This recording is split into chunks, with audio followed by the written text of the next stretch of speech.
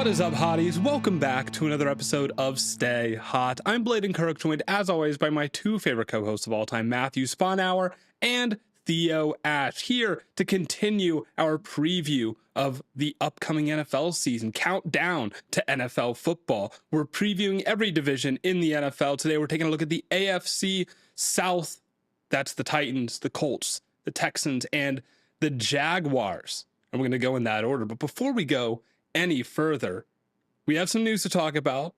But before we can get to that, fellas, it's a beautiful Wednesday evening. How are you guys doing today? Oh, I'm doing well. Some friends of ours had a baby recently, like 3 weeks ago, and I met her today for the first time. So I was chilling with baby Parker, got to hold her a little bit. I haven't held a baby in a really long time. They're kind of It's wild. a lot of pressure. It is a lot of pressure. I feel like I'm going to adjust in my seat and kill her. I know babies are a little bit more durable than that, but it's kind of a stressful situation. They really don't have much HP. No, they don't. Really don't. They probably have a little more where I can scoot in my chair and they won't perish, which is what I was worried about. But yeah, they're cute. They want to be cozy. Parker is really stretching, and if I laughed or talked too loud, she'd get really scared and not start crying, but she'd put her arms up in the air really suddenly and open her eyes really wide, and her feet would splay out like a starfish. They're funny how they work, and you're holding them and you're kind of trying to immediately, at least for me, you're really trying to figure them out as quickly as possible. I can't imagine having one and trying to sleep through the night, but if they start fussing or moving, you're immediately just how do I get them to go back to sleep as quickly as humanly possible? And you're trying Well, yeah, if the baby starts crying, then you feel like it's your fault. Yes. Do you bounce them? Do you hold them differently? I don't know. Yeah, but they can't they can't tell you what they want. No, they can't. Although my two parent friends were telling me they got the scouting report on Parker. They're like, well, if she does this, she wants this, and if this happens, this will happen 5 minutes later. They were starting to get the cues down. It's all right, I see you with the game planning, with the They've been scouting watching report. film. They've been watching film. They have been watching film on Parker. But Matt, were you ever a baby? Yeah, a time ago. My mom always reminds me of it. She's like, I remember you when you were this big. And I said, okay. I say, whatever. I don't let her reminisce about it at all. I move on. We start talking about football immediately. I said, Yep. Yeah, cool, for sure. Now, You said, yeah, cool. what would you say your first memory is? We were talking about this. I think I could probably think of something maybe earlier if I was in a dark room with a bag over my head, forced to meditate. But Probably not. You'd be scared as hell. off the top of my head, the earliest stories I can tell and things that I really remember, and I know I remember, is preschool. I remember my friends from preschool. I remember John Huckle from Burnsville. If anybody knows John Huckle, please tell me. And I hope he's doing all right. But he was kind of the comedic relief of the friend group. He could only fall asleep at nap time if we listened to Yellow Submarine by the Beatles. I remember that. I remember a girl, I think named Alexis, who would throw a basketball under the basket and try to get it up through the bottom and then have it go down through the top. And I remember debating if that was a good goal or not. I remember playing Mario Kart Double Dash on the GameCube with some kindergartners who seemed they were about to graduate college to me at that time. That's how I remember them in my head. I know I remember all these things because my parents weren't around to tell me about them later, which kind of distorts your memory, perhaps when you're a very small kid. So I'm sticking with some of my preschool friends as my earliest memory. It's not a bad way to think about it. I don't remember my sister, my original sister being born.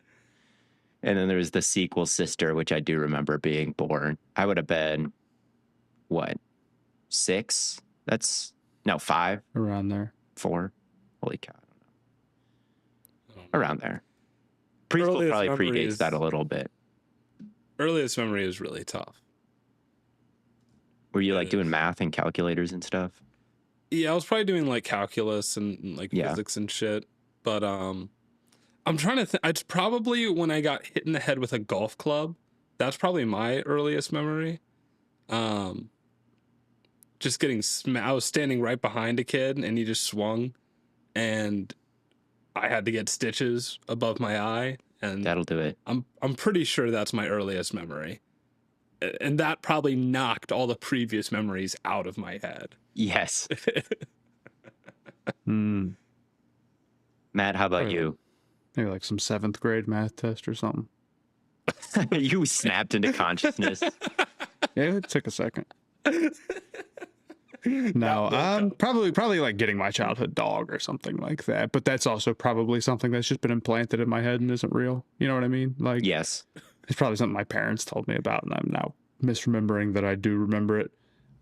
So maybe something in like preschool. Then I think that's a good shout, because it's impossible to stop yourself from creating memories that are just stories that your parents told you.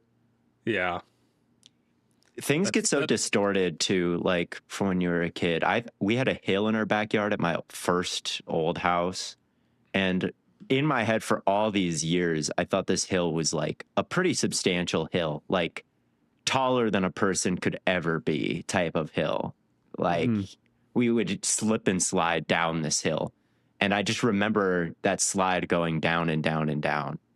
And I saw a picture of it a couple of years ago. It's like 3 feet tall.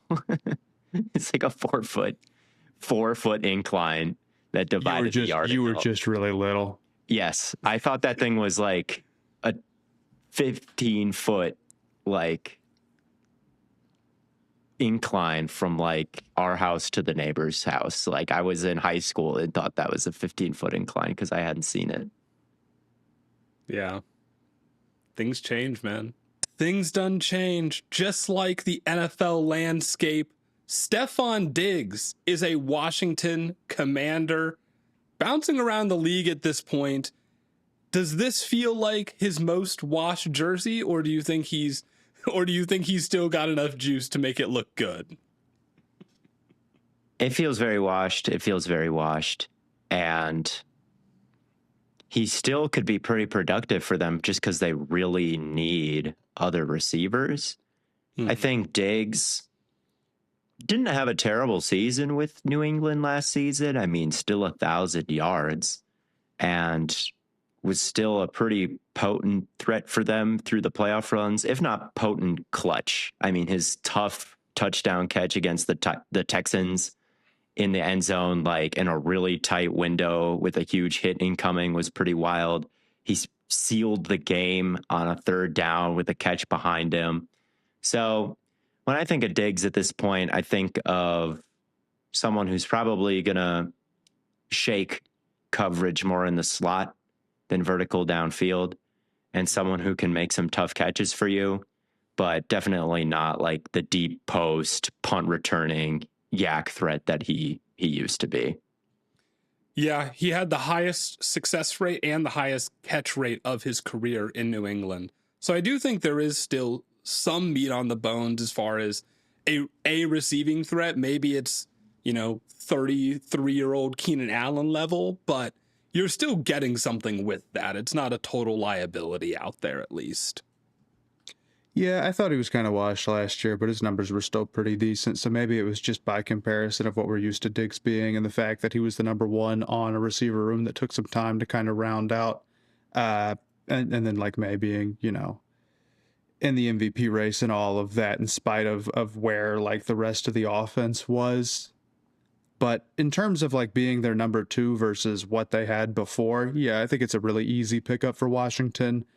To me, it felt like they pretty much needed to do this. So we'll see, but I would rather have Diggs than not have him for sure.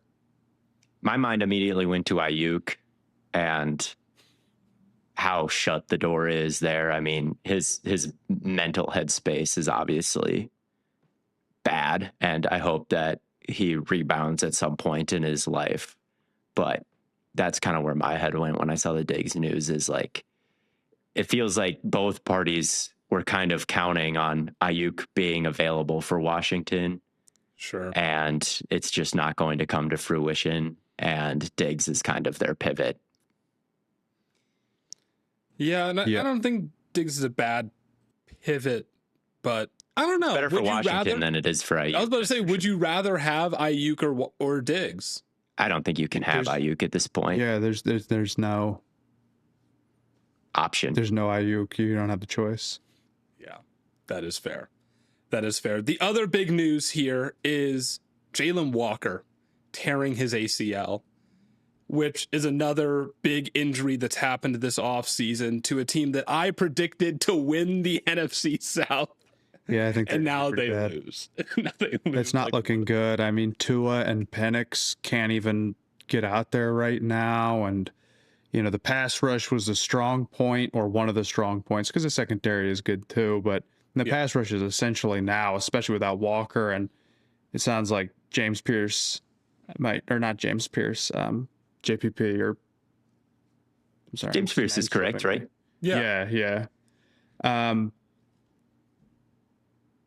Yeah, it sounds like he might get suspended to start the year. It's just going to be a completely different pass rush, and by different, it's just lost a lot of talent. So I'm not super, super high on that staying where it was. Like maybe I was when we recorded the NFC South video.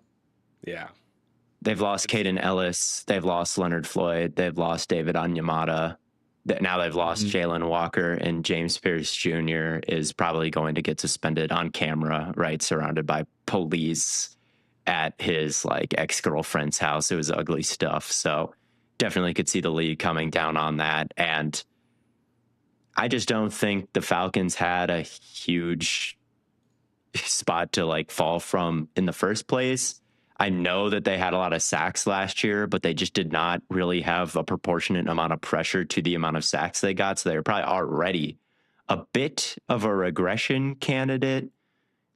Pierce, I think, had something like 50 pressures, 10.5 sacks. There are guys who get 90 pressures, 7.5 sacks, something like that. Pierce is good at bringing them down, though, man. Yes. And the other thing that concerns me about Walker especially is he's kind of this tweener anyway now. And they were talking about moving him off the ball a little bit more in 2026. He played more there at Georgia and then transitioned more to a full-time edge in Atlanta. That is the kind of player that I think can work out, but it's tough to thread the needle when they're kind of bouncing between multiple positions. And now he's just not going to be out on the field for a full season. I really love Jalen Walker coming out of Georgia, but this has just not been a banner start to his career. And I'm worried about him finding a long-term fit overall now. Yeah, it's not looking good for Atlanta at all. And I'm starting to maybe walk back them being the best team in this division. Everything just seems so up in the air right now. Feeling like it's definitely the Saints right now. Doesn't feel, because the Panthers are so banged up. Everybody in the South is still pretty bad. So if you wanted to stick with the Falcons, I think you could, just on the strength of their secondary and their run game, right? Bijan Robinson, the high-end talent they have on offense. I think it's still not crazy to say Dorless will pick up the slack or something like that. He had 8 sacks last season. They had more sacks come from their defensive tackle room from anywhere else last season. So could they still kind of manufacture that interior pass rush? Yes. Do they still have stars on offense? Yes. You could even point to some numbers with Tua and say, hey, this is better quarterback play than a lot of the teams in this division have gotten. So I think it's fair to say, I can concoct a narrative to say Atlanta's not completely down and out in this division, but I don't agree with what I'm saying to you right now. I think all that is a little bit pie in the sky and uninspiring narratives, but whatever. It's feeling uninspiring to me as well right now, but I must stay the course. I must. But if you guys want to talk about the AFC South as opposed to the NFC South here, starting with the Tennessee Titans, we're looking for the team to be the Patriots from last season, the Commanders from the season before. And maybe you look at the 2026 Tennessee Titans and say, well, we like Cam Ward. We like Carnell Tate. We like Jeffrey Simmons. They've got we like their coaching hires. Maybe this is the team to really bounce forward and go from 3 wins to 13 wins or 14 wins. But it's really hard when they were so bad last year and their division doesn't have some like major stinker that stands out. Like at least with the Patriots, you're like, well, they'll probably be better than the Jets. They'll probably be better than the Dolphins. That's kind of where our head was at going into last season. But here, I don't know if the Titans have that. I want to believe in them, and I'm trying really hard to, but I don't know if they're gonna be that immediate turnaround. They still feel probably a year away from that. Is kind of where my initial head was going when thinking about how to concoct a narrative for them. Well, I would say first off, the goal for this season isn't to like even really make the playoffs. I mean, it would be nice, and just because of the nature of the NFL, like I wouldn't say it's completely out of the picture or anything, but the goal is to feel like you're a year away at the end of the season. You're an off season away rather than like really go on a run this year. The issue with trying to predict like which team is going to be Washington or which team is going to be New England is that like Washington and New England weren't really as good as their records were and as the results were for them, if we're being honest. I don't mean that as like a shot at the Patriots or the Commanders or whatever, but like the Commanders were very lucky or they pulled out a lot of close games and they were nice in the playoffs. And then they go up against a Lions team that's like completely destroyed on defense by the time they match up. And then they get to the conference finals game. And then it like they get to a point where the talent is just too far gone and they lose to the Eagles. Or like with the Patriots, they have a really easy schedule. And then the playoffs shake out in a way where they don't really have to go up against a team that is super, super well put together for their entire run. They faced the Broncos with Stidham in a game that really seems like they would have lost it if Knicks had been in there. And then they go up against the Seahawks, and it's like, man, this team is below the average of a regular Super Bowl team by a pretty decent margin. Now, the Patriots might not suffer the same fate that Washington did last year because they made serious improvements, and we'll talk about them a week from now. So I'm not trying to even make it out like I'm that low on them or that they didn't have a bunch of positive things. Like May was awesome. But the thing is that like you're trying to predict which team is going to be a little fortunate, which team's going to be a little lucky when you're trying to pick which team's going to be Washington or the Patriots, or I think about like the Giants team from years ago, or even the Bengals. It's easy to say like you like a number of things about them and you're like, okay, I feel like they'll be better. But even if you felt like the Titans were a 7-win team, I don't know what their like under-over line is right now. Then saying, well, there probably has to be a Patriots or a Washington, so I'm going to say that's them, and I'm going to give them 12. I don't know, man. That would be pretty risky, and there's no way of knowing that type of thing. I was thinking about this today. Sometimes you look back on predictions and you're like, man, I should have known that. I should have put that together. And then sometimes it's like there's literally no way you could have reasonably guessed that was going to happen. I really don't know if you could have guessed the Patriots were going to the Super Bowl. Like even if you knew it in the off season, like you saw into the future, how would you explain that they were going to make it? It would be you could say May is awesome. You guys are underrating him and he's the man. All right, that would have been fair. You could say we're undervaluing how weak their schedule is, fair, but And then they're going to play like CJ Stroud, who will be a disaster at that point, and they'll be like no Nico Collins and no Schultz, which we'll get to later. Yes. And then they're going to get the Broncos, who will be with Jarrett Stidham, and that's how they get in. It's like, I don't know, man. And they're gonna play. and the Mahomes will be knocked out. Don't worry about Mahomes. Don't worry about Burrow. Don't worry about Lamar. Like, do not worry about these guys. Right. They'll play the Chargers, but they're gonna have Matthew Sponhour and Theo Ash at tackle. Right. So yeah. And we're both a little sawed off, even if we're tall enough. So it's not a workable situation. This is a lot of not Titans talk because they are an interesting team to talk about. And I was selling them a little short in the fantasy wide receiver section. I'm not like crazy low on them or anything. In fact, I feel decent. It really depends on what your expectations is. I guess is what I'm getting to. If you have the right expectations, you can like the Titans. But if the expectation is they're this year's Patriots, that's like, I don't know if there's going to be a Patriots every year. And I don't know how do you feel about guessing who it's going to be. How do you feel about Cam Ward, Matt? Because I feel like that's where things begin and end kind of with the Titans. As far as first overall picks go, he had a bad season. Like, usually first overall picks don't hit the ground running or anything like that. But even historically, Cam Ward had a bad year. Like, tons of huge negative plays, especially regarding sacks in the backfield and fumbling off of that. Terrible accuracy, worst EPA per play in all of football. So statistically, you can paint one picture, but they also fired their coach Callahan like week 6, and things started to stabilize a little bit after that. They had a huge majority of their reps going to like day 3 rookies like A.O. Manor and Helm and Shamari DK, right? Like, sure. So you can kind of give all these excuses for Cam Ward as well. Where do you kind of fall on him? I feel okay about Ward.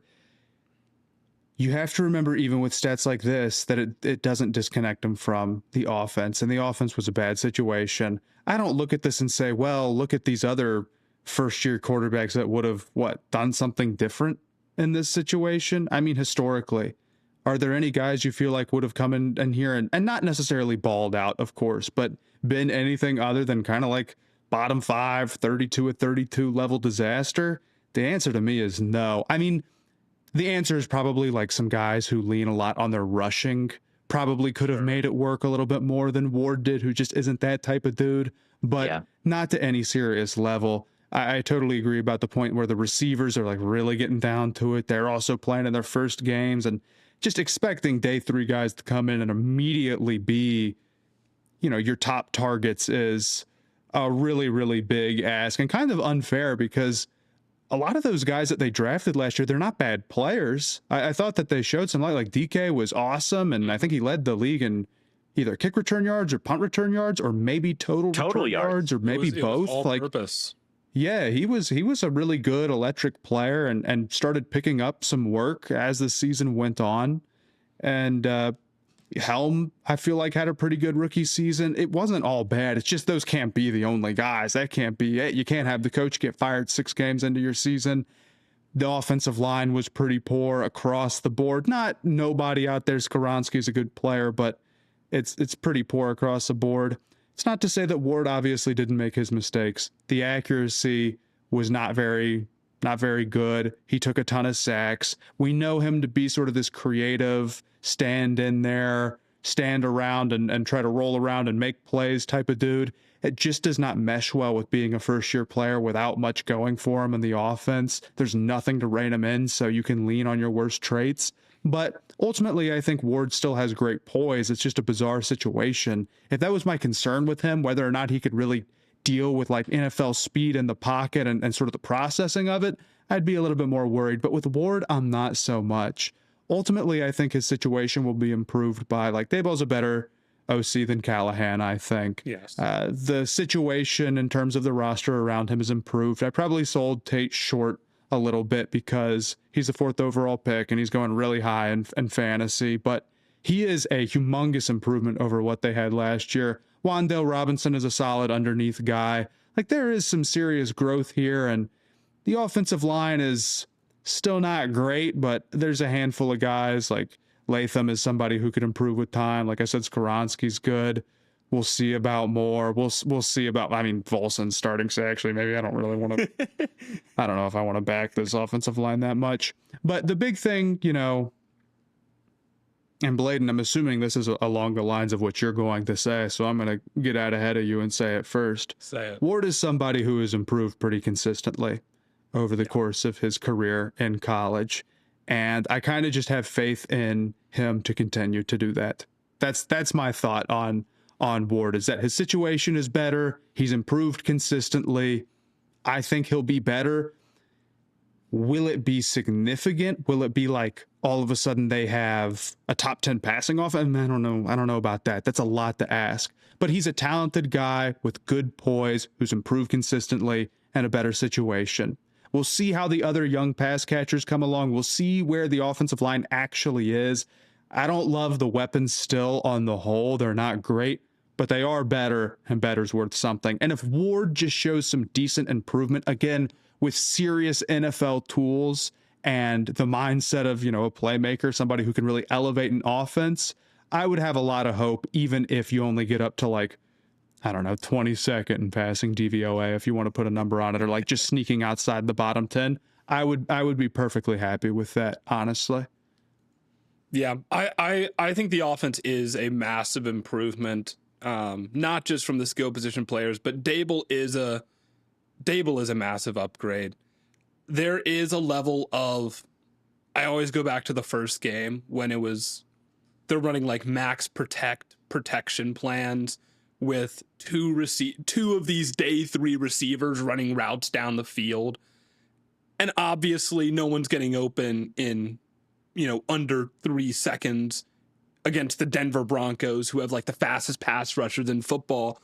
And, you know, we can hold that against Cam Ward to some level of like, oh, well, you got to, you know, maybe not take so many sacks in that instance or whatever. But like Mahomes kind of dealt with like an awful situation in a Super Bowl once, and he's not really, you know, Mahomes didn't play well in that Super Bowl, but he played well, if you know what I mean. You know, like he looked the part. And that's kind of where I feel about Cam Ward is, even when things were absolutely at their worst, I thought he did still look You quite good. You saw a lot of high end out of structure plays. You saw a number of them. high end. I agree with that. I don't know if it was quite. It wasn't Mahomes. It wasn't Mahomes in the Super Bowl against the Bucs level, but it was pretty good. I will say though, I mean, the argument I could make against this is like Wan'Dale Robinson, Carnell Tate, Schlottman on the offensive line. Moore is back, Latham's back, Skoronski's back, Volson not great. Not that much else has changed. And I guess you're just saying like the youth of a number of players and they're getting more experience, which I kind of believe in. But there's an argument to be made that not that much has been changed on an offense that was horrifyingly bad. Not that much has changed, really. You know, Yeah, I mean, it's not as much as you maybe would hope. you could say it's gotten worse on the offensive line with Zeitler and Cushenberry leaving. Like, you could say it's gotten way worse up the middle of their offensive line. And Ward, I like Ward. I do like Ward. And I think what I like the most about Ward is there's a lot of variety in what he does. I feel like he can kind of handle a little bit of everything. He's not somebody who feels like he's scheme dependent or scramble dependent, or, you know, only likes to hit one area of the field or one route like some quarterbacks do. Like, Ward did a little bit of everything. Same play, different defensive look. He'd move on to the next thing. He wouldn't play it the exact same way. If the defense took away what he just hit, he could kind of move on. I think he's a very instinctive playmaker. I think he reads the field well. I think he's got the capability to be quite accurate, even though he wasn't last season. I think he had a high degree of like big time throws, looked beautiful leaving his hands, like perfect spiral face mask accuracy on the move. Like, holy cow, that was a really accurate throw. I remember Drake May in college. He had a lot of bad misses. Like, his accuracy numbers weren't phenomenal, but you look at some of the high end throws that he made and you're like, he really is quite accurate. Like, how can you say somebody hitting throws like this is totally inaccurate? I feel that same way about Cam Ward, but what I don't think Cam Ward is great at is his speed, and I don't think he's great leaving the pocket behind him and like extending plays to the same level as the really top end guys. It's something he really could do in college, and I think it's been a bit rocky kind of learning that he can't just eat a hit, pop back up, throw it anyway, or something like that. Sometimes when he really should throw it away, he cocks it back and had a fumble 6 or something like that, or some really inexcusable sacks. And I could see him still struggling with that in year 2, behind even more pressure behind an offensive line that's lost a couple of vets right down the middle. And the addition of a rookie receiver who we feel was maybe slightly overdrafted, like, isn't enough to. That's true, but I don't want to hold being overdrafted against Tate. Sure. It is better than. It doesn't really matter. Yeah, sure. I guess it's better than throwing to A.O. Manor, maybe deep downfield. It gives him a receiver with ultimately with Cardinal ball Tate, skills and size, for sure. Ball skills, nuance in like position. Like, he's an Ohio State receiver. I think that carries some weight. Oh, yeah. I mean, he's reliable with the ball in the air, attacking the ball in the air. That's for sure. So yeah, I think he'll help, but it might be offset by some of the offensive line stuff. And I think Ward has to work through some pretty major struggles, even though I don't think he looked out of his depth in like all aspects, reading the field. I'm really stun-locked by the offensive line might actually be worse point because, yeah, it is. It is worse. Volson's is really bad. I mean, he's like Bengals problem guy. Yeah. You know, it's not a good thing to be. I did like Pat Coogan out of Indiana, their center. He's on this team. Maybe he could come in and be a surprise. I thought he was a pretty nice center for the Hoosiers, but he's a 6th-round pick. So it's a pretty deep sleeper that they are relying on. I think that was a good draft pick, but I mean, rookie 6th-rounder on your offensive line. Aaron Donald might come back, guys. Like, it might be over. Well, they made Schlotman's a more serious move at center than Volson is at guard. That's really my concern, is going from Zeitler to Volson as much as anything. But fair enough. But even Schlotman, I mean, he's a 31-year-old guy, started 4 games last year, even while being healthy through, I think, all of them. His numbers were good, but like, he's not a really established starter that they traded for, or I don't know. They didn't make a move, or they didn't draft a 1st-rounder there. I like their defense more, I'll say. Jonathan Franklin Myers and Jeffrey Simmons is maybe week 1 Monday viewing for me. I don't know if I'll watch the Titans week 1, like on the main broadcast, but yeah, Titans Jets is not going on main week 1 broadcast. Yeah, I'm pretty confident that's not. But I am going to check out early in this season to see if Jeffrey Simmons and JFM are like the best defensive tackle duo in the league, because I think that they really could be. Jeffrey Simmons is probably doing most of the work there, but JFM was amazing for the Broncos last year. Like a great player. And part of the best pass rush in the league in Denver. So those two, he's a really good player. And you brought in Falk, who I know we're not the highest on, but I think will be out there and is good against the run and is really athletic. I just wasn't moved by his get off. It didn't feel like he had a great pass rush plan, or he wasn't quick to it. So he's more of a developmental guy. He's one of the big guys to watch for sure.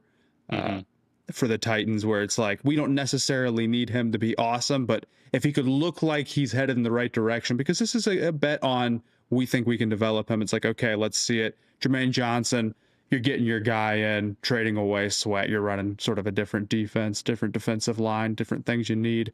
I think overall, like, you have, I mean, a deep boy level, defensive tackle and Jeffrey Simmons. You got other good pieces and role players and interesting rookies and athletes around them.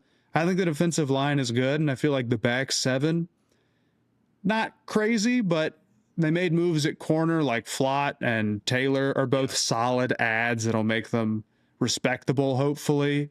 at corner instead of a disaster like they were last year. And Anthony Hill Jr. is a really good athlete and a really interesting pickup for the linebacker room. He's another guy where the ceiling is super high and he'll be fun to watch. So I don't know. I mean, I think the defense will be solid. I don't think like the defensive back room on the whole is that crazy. I don't think the linebacker room on the whole is that crazy. Linebacker's also another position where it's tough to say rookie come in here and kind of be the guy just because of the nature of the position and how much processing there is with it. But overall, I feel all right about it. It's just not to the level, and the offense just probably isn't going to be the level where how good this defense is in year one will be crazy important to the long-term health of Tennessee. But of course, you'd rather see it be good anyway. I think He would. I think to be the Patriots and to make this jump from terrible to great, you have to make a lot of good moves over the period of many years. And one thing they did, and the Titans did the opposite of this, was like hire Mike Vrabel. Mike Vrabel had been overperforming with the Titans for years, bringing them to 1 seeds that they really had no business winning. I think we all knew that he was a good coach and couldn't really figure out why the Titans parted with him. That is the Titans' past, right? Is parting with this guy who brought the Patriots to the Super Bowl. The other thing the Titans do is fire their coach, fire their GM, fire their coach, fire their GM every other year and never at the same time. So there's always kind of these like overlapping visions. I don't think Robert Saleh and Brian Dabble are completely unserious hires, but they're also not like crazy great hires with where they've been in the past and their respective track records. I think their free agent signings were just guys that they've worked with in the past. Like they've given out $91 million to players that Dabble and Saleh have coached previously. I think that it's fine to do that to a certain level, but when like you're handing out massive contracts to like Wan'Dale Robinson, like, are these really the big meaty upside moves that you want? Or is this just like a security blanket to make you feel like you can play some competent football, if not great football? I don't know. I feel like their offseason was a lot of money, but I don't know if they spent it extremely efficiently. But I remember saying that about the Patriots too, I guess. Well, and not to keep ragging on the Patriots, how many good moves did the Patriots stack exactly? I guess we just love Drake May more than Ward even. Right? But is that not? It's the Gonzalez pick was really good. That was a very good value pick, and we said so at the time. Drake May is not only hit, but was like, I mean, we thought he should have won the MVP last year. Yeah. What else was like some great find for them on this offense? Offensively, not a whole lot. Defensively, defensively, the Milton Williams pickup was really, really big, and Barmore was good for them, and they got a lot out of like Chason, out of the, there's some moves. I don't want to make it out like they were just point blank, like not that great or anything, but they were really good. But it was like, turned out Drake May went from not that efficient last year to like, again, MVP level player, and they played an easy schedule and they made a couple of key defensive moves. So that's the path. You need Cam Ward to be the MVP, and then you need you've got your Depoy caliber player just like the Patriots do in Gonzo. You've got Simmons, and then you need they had a pretty good safety duo, and they had other corners step up. So this defensive line ends the up defensive being line is really good. They don't play that easy of a schedule though, and I'm not that high on Ward. Yeah, I mean, you laugh, but Ward being an MVP candidate, that is what they need. Like when you look at a lot of the top teams across the league and the ones that are winning this division, like a lot of them do have quarterbacks who in the long run you need that. At some point in the year, they're like, oh, could this guy get into the conversation? Like he's playing really, really well. He's at least a Pro Bowler, and Ward definitely needs to take a huge jump. He needs to take a huge jump, and I'm not sure the offensive infrastructure is ready to do that. This coaching staff doesn't have a history of really making something out of nothing. Like Dabble coached Josh Allen, and that's great. But like, and he made the playoffs with the Giants one time, and that's great. But I mean, Daniel Jones hit his ceiling away from Brian Daboll, right? And True, but people were talking crazy about Daniel Jones that year, man. sure. But I just, it's not like they hired Kyle Shanahan at Right. State, There's right? Sure. I agree with that. I think they'll be better than they were last year. I think there is room for the weapons in particular to be actually pretty good, where the young guys take a step, maybe Tate comes in and is ready to go, Dayball's on his stuff, and then like the young guy's growth in a smaller role really makes everything sort of come together here. I overall believe in Ward, but it might still be that the offensive line is too bad, and it's more of an improvement that is still not like where you feel like it's a guarantee he's the franchise guy. That seems like a decent mid ground to hit with them, and then leaving room for him to really take a step, or maybe not so much if the situation is that bad, makes sense. But I really do like the idea of you need him at some point to be somebody who could be in the conversation for MVP. But I don't disagree. I mean, ultimately, we need to see a tweet at some point. We need to see a tweet at some point that says we are having Cam Ward he's starting to get to the area where he could be in the conversation. You need someone other than Blaiden Kirk to make we need tweet. somebody other than Blaiden. It cannot be you, Blaiden, to do like that. We need Matt or the Chat BCC to start up an organic. Yes. I've started to think about if Cam Ward could enter the area where he's in the conversation for the MVP, and I'd like to see that happen in the next couple of years. If we're not saying that about him, I'm worried. But yeah, I think with the state of the offensive line and the state of the secondary, he will need to have that kind of breakout for them to be a real playoff contender. Mm-hmm. And I'm not totally feeling it. So I will go like 5-win Titans, 6-win Titans, something. I think that's about right. I have them at fourth in the division, in part because I don't think they're taking a huge leap, and in part because the rest of this division is all pretty competitive. Interesting stat I didn't realize: 3 of the top 6 teams by DVOA in this division. Yeah.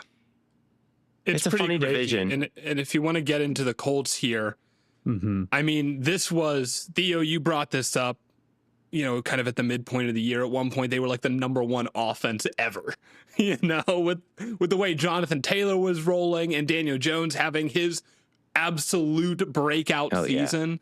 Yeah. And they even finished the year number 1 in percentage of drives ending in an offensive score. They ended 3rd in points per drive, and they, of course, had the number 1 rushing offense in the NFL by EPA per play. They're probably going to need to do that again if you want to compete for this division, right? I mean, yeah, I would agree, because I think when you look at, not spoilers for 25 minutes from now, I guess, but Houston's defense is probably going to be really good again.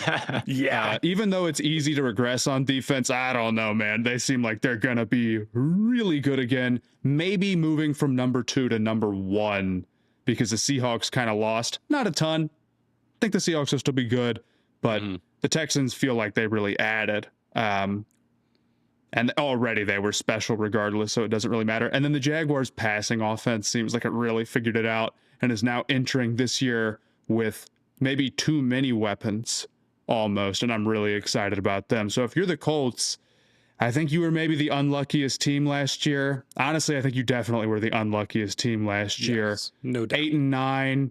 You lost both your top 2 quarterbacks. You started Phillip Rivers. Yeah, I don't know if you needed to start 44-year-old Phillip Rivers. Maybe you could have put Riley Leonard out. The fact that was on the table. Well, the fact that was like apparently the best option to Steichen still is a tough decision to make. Yes. They were 3-7 in 1-score games. I mean, they had a losing record and they were 5th in DVOA. It's a pretty bad break. Yeah. And of course, just like Daniel Jones having his crazy breakout and then tearing his Achilles is like, dang, man, that's a really tough one. Losing the quarterback is about as bad as breaking his leg. Yeah.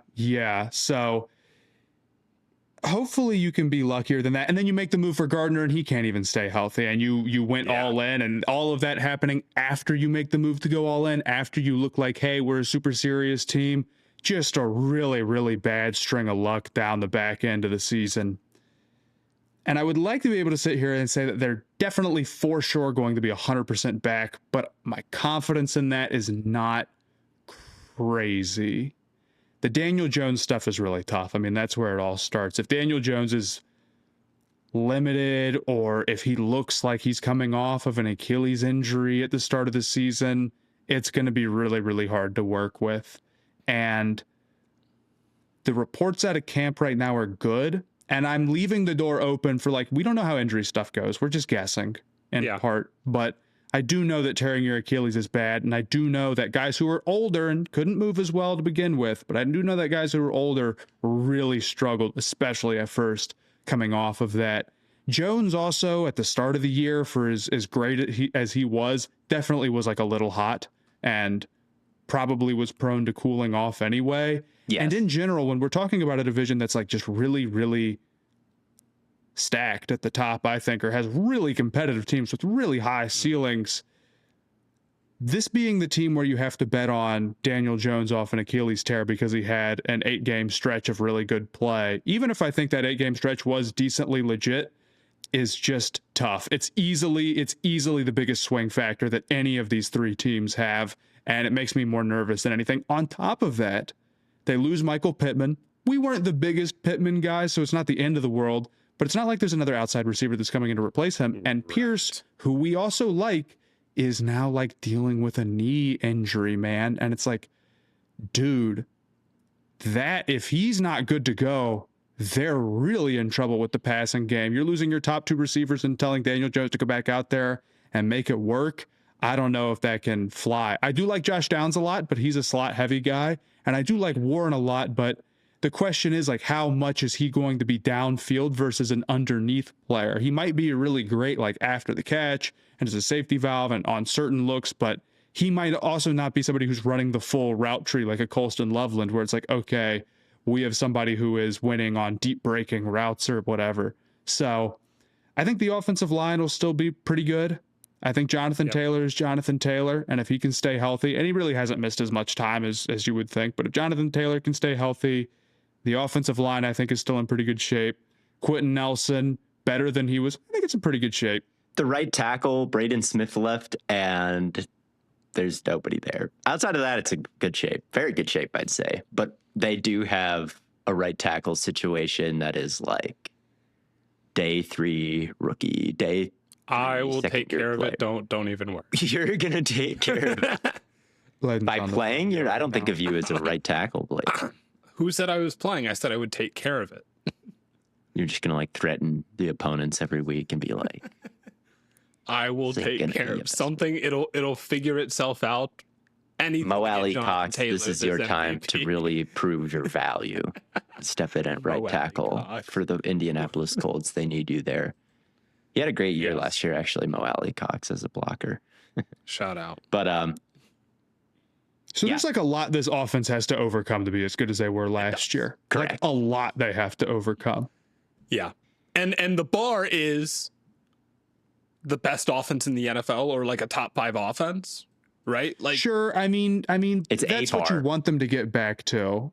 Right. They don't necessarily have to be a top 5 offense. It's not like if they have the 8th best offense or whatever, the season's over or anything. Sure. And I do think there's enough here so where if I'm a Colts fan, I'm not like dooming about the season and saying we have no chance. Like, I think maybe 12 or so fan bases probably should be saying to themselves.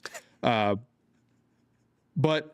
it does feel like they have a lot that's got to go right. It feels like we're saying if a whole bunch here. I do think Steichen's a very good play caller. I do think they've got some really good stars. I do think Pierce is a good player. But ultimately, I think their offense will still be pretty good. Maybe the run game really is just like that, and I'm underestimating Nelson and JT, but I think they'll be pretty good, but probably not like number 1 in the NFL again. And it really just depends on Daniel Jones. I'm trying to play like a mid-level outcome for him where he doesn't completely fall back down to earth, and he's not completely injured, but he's not completely healthy either, and he can't quite move the same, and he's not quite as good under pressure as he was, because for a lot of his career he hasn't. Now he's coming off of an injury that makes it really tough to be good under pressure. I don't know. I think think it'll be okay. I think with their offense, I mean, they were 8-2 going into their bye. They were averaging 33.8 points a game, which puts them at some all-time territory stuff. I like what you said, Matt, that Daniel Jones was due for a fall off, even if nothing at all happened to him. Like, it just was not going to keep up that way, I don't think. But the way it fell off was crazy.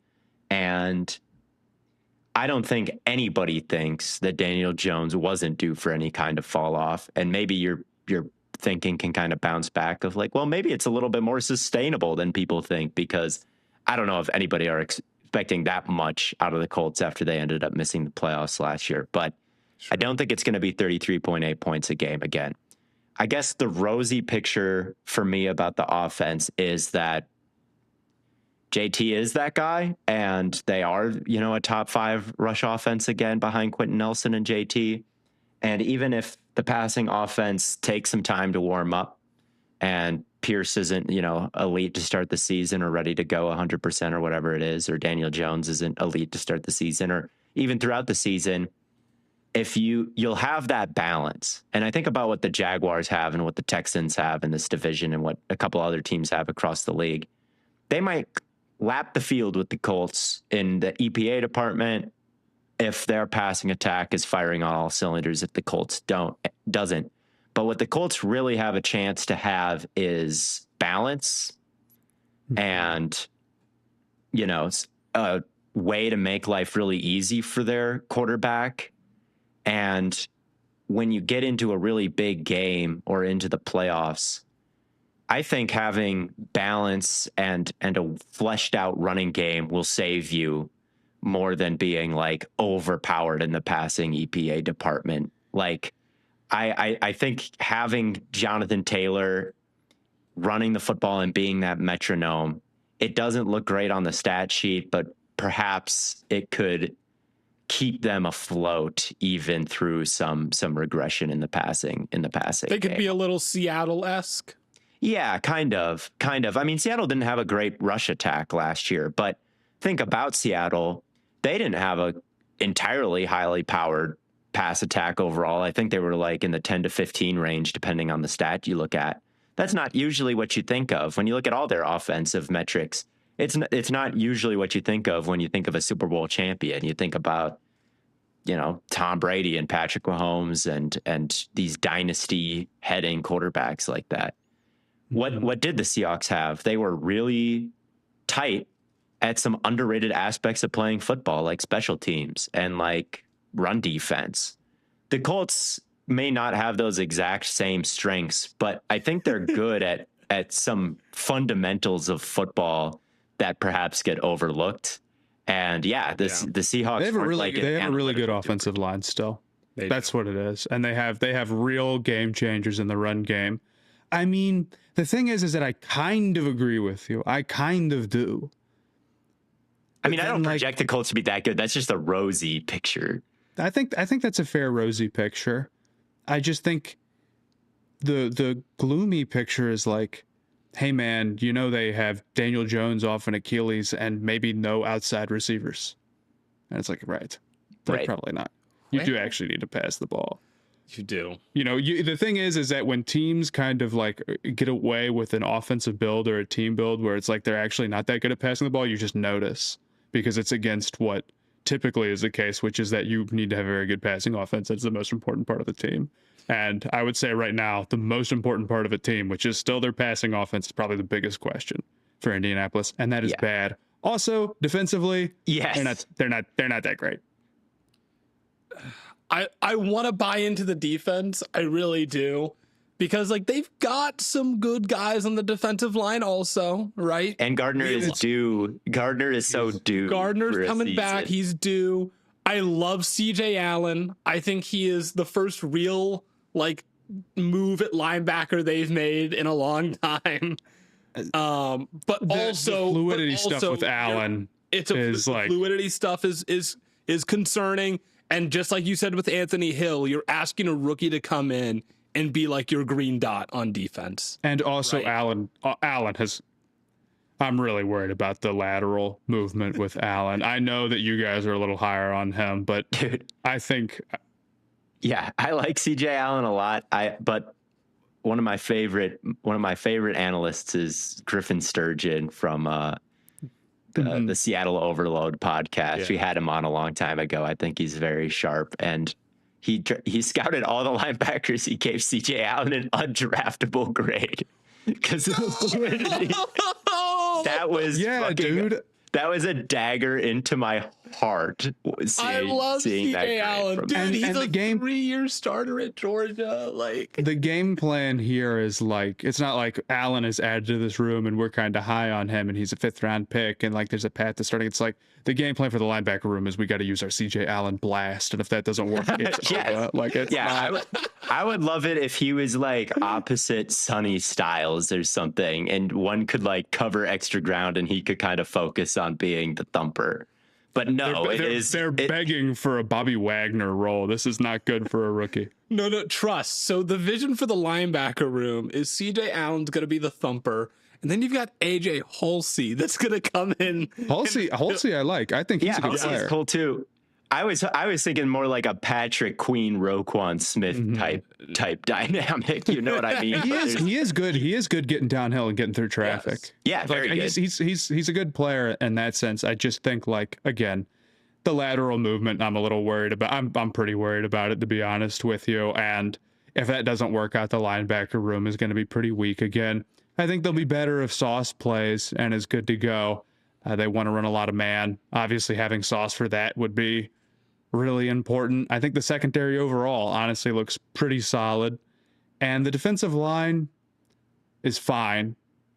They don't really get a ton of pressure. They really were not like a great pass rush. But if, you know, Buckner he's got juice and Latu has juice and Grover Stewart's a very good run defender. It's fine. I mean, they were 24th in sack rate last year, 28th the year before, 20th in pressure rate last year, 27th the year before. So they're improving. That's not the picture I was painting. They lost Kwity Paye and didn't really add a lot to that room. Although JTT is kind of an interesting young player to me. I don't know if he's. I just don't think he's a cool player. I agree about all like the processing stuff that you bring up with him, but he is just not a dynamic pass rusher. I really don't think it's kind of like CJ Allen, where he's like good at some little physical things that I really, really appreciate, but like it's more than just being rugged. The big thing that people focus on, even if they can overstate it, is still the big thing that people focus on for a reason. And it doesn't feel like he's got a great path to being a dynamic pass rusher, right? So I think the path for this defense getting better is just Sauce staying healthy and then growth out of young players. Halsey stepping in, Allen stepping in, Latu development, JTT I'd throw in that mix. Tyler Warren, like if they don't have a second big outside weapon next to Pearson, or if Pierce is starting slow, like just how productive can Tyler Warren be is something he's got to do more than the underneath stuff. I think there's some of that available to him. I don't think he's like totally so stiff that he can't, but it depends on how much you have to lean on him for it, right? Yeah. So I think, and the defense was like not horrible last year or anything. It's not like they're trying to work out of the basement, right? And Lou Anarumo is a very good defensive coordinator and probably didn't deserve to be fired from Cincinnati. So I have like decent faith in the defense to be all right. If you were to have last year's offense, the way that it looked through the first 8 games, and this defense, you'd say, all right, we can make that work and go on a run. Certainly in last year's AFC, you can make that work and go on a run. But if the offense is just like pretty good and the defense is kind of like trying to be more than average, it just feels like that's not going to cut it. The upside here is still pretty high. It is. Yeah, if everything works out on offense. But there's a lot of ifs, and that's the big problem. I've got a good omen and a bad omen for this team. The good omen is Laquan Treadwell.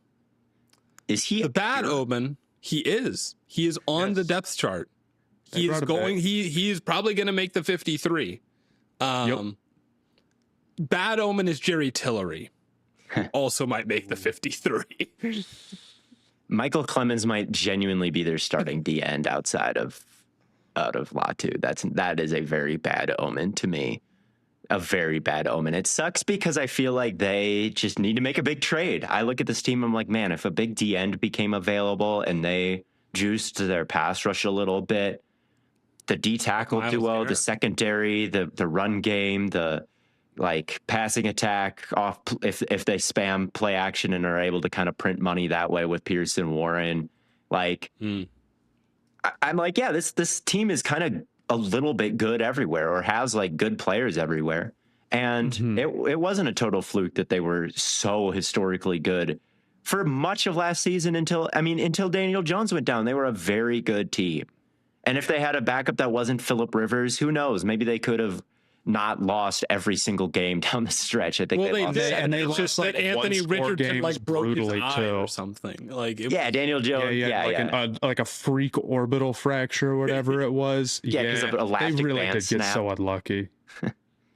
Yeah, so I want to believe in them a little bit, but I just don't know how the pecking order can put them anywhere above third, because there is a lot that you need to see, and it just doesn't feel as safe as like Trevor Lawrence will be good. Houston defense will be good. defense, Right. yeah. I can see, let me put it this way. I could see the Colts winning the division, but when I'm really balancing out like all the risk factors, they easily come in third for me as well. Yeah, I think that's fair. You know, we spend a lot of time on this show talking about long-term investments, you know, whether it's a young quarterback, a rookie class, or which team is actually building the right way. That's why I want to talk about our good friends over at Cash App, because it's kind of one thing that applies to parenting as well. You know, one thing that I feel like a lot of people maybe wish that they had learned when they were younger was how to manage money before they were on their own. That's something Cash App is helping with by helping teens start learning now instead of later. For all the parents out there with teenagers who know you're already trying to keep a million different things under control, Cash App is here to help make sure your teen's money and spending isn't adding to that chaos. Cash App is designed to help teens age 13 to 17 with intuitive educational tools available through scholarship by an eligible parent or guardian. Teens can get their own personalized Cash App card, and parents can stay in the loop with real-time notifications and oversight directly from their own Cash App account. There are no monthly fees, no minimum balance requirements, and no hidden charges when sending or receiving money. Plus, with 24/7 fraud monitoring and the ability to lock a lost card instantly, it gives both parents and teens just a little more peace of mind. You can download the Cash App today and sponsor your teen. Visit the link in the description or in our bio. Cash App is a financial services platform, not a bank. Banking services provided by Cash App's bank partners. Prepaid debit cards issued by Sutton Bank, member FDIC. Cash App Visa debit flex cards issued by Sutton Bank, member FDIC. And the Bank Corp Bank NA, pursuant to a license from Visa USA Incorporated. See terms and conditions for the Sutton prepaid card, Sutton debit flex card, and Bancorp debit flex card. Savings provided by Cash App, a Block Incorporated brand. Visit cash.app/legal/podcast for full disclosures. Now let's disclose our predictions for the Houston Texans here, man, who finished third in this division finished second in this division last year off of one of the best defenses in the NFL, as we have hinted to a number of times during this episode already. Will Anderson, obviously. Derek Stingley, obviously. The big question, though, for them to get to number one is CJ Stroud, right? He has to not really, you know, the more I've thought about this, it's not really that you want him to get back to his rookie year. You want him to just take a leap, right? That's what you're looking for. You're looking for him to take that next step, because it really just feels like he has not done a good job managing pressure since he's gotten into the NFL. I think He's been better at it than he was at the end of last year, to be fair. Even That's last true. season, he was better than he was at the end of last year. But the end of last year was just such an insane disaster that it makes you nervous. He did have a lot of weapons hurt to the point where it's like the offensive line and the receiver combo was entering Herbert territory, Herbert levels of unworkable. But Sure. even then, it was pretty clear that like he just couldn't help himself from drifting backwards and putting up nonsense. And for an awesome defense, like they couldn't really do anything. And even though the Patriots were on the other end, kind of doing the exact same thing, it didn't matter, right? So, Right. or May wasn't doing the exact same thing, certainly, but they were having their struggles as well against Right. an even better defense. So I'm worried about it, but at the same time, I do feel like it's a very small sample size of games, and I've probably been making too big a deal about it this offseason is kind of my thought. But you never know. It's really, really hard to read how guys will develop in terms of that. Stroud has never been awesome at dealing with pressure, but he has been better than he was at the end of last year, even in the NFL. Right. I felt the same way at Ohio State, where a lot of time I'm like, I don't know if this guy's got any playmaking to him. I don't know. And then he'd have the Georgia game or whatever. And you're like, okay, maybe he does. And maybe it was all Ryan Day getting let down. So I feel like every time I think one thing about Stroud, he's the opposite. So I guess right now I think that he can't handle pressure at all and may be a disaster. So then he might be the best he's ever been. But if I'm thinking that, then of course he'll be the worst that he's ever been, and so on. So I feel like the offensive line is probably improved. I think this is the most serious offensive line they've had going into a season in the last couple of years, easily. That's a very low bar to clear because they have gone in with some of the worst offensive line lineups. I'm talking week 1, not even like, okay, we're at week 12 and one team happens to have a bunch of injuries. Week 1, they've had some really questionable starting fives. This year, it doesn't feel like that at all.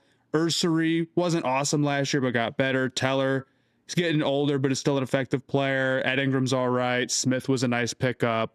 You've got some guys here who, and it could come together and be more than what it was last year. And then in the receiver room, it is largely just Nico Collins, hopefully being healthy the entire year. And if you don't have Nico Collins, you're in big trouble. But Higgins and Noel are both,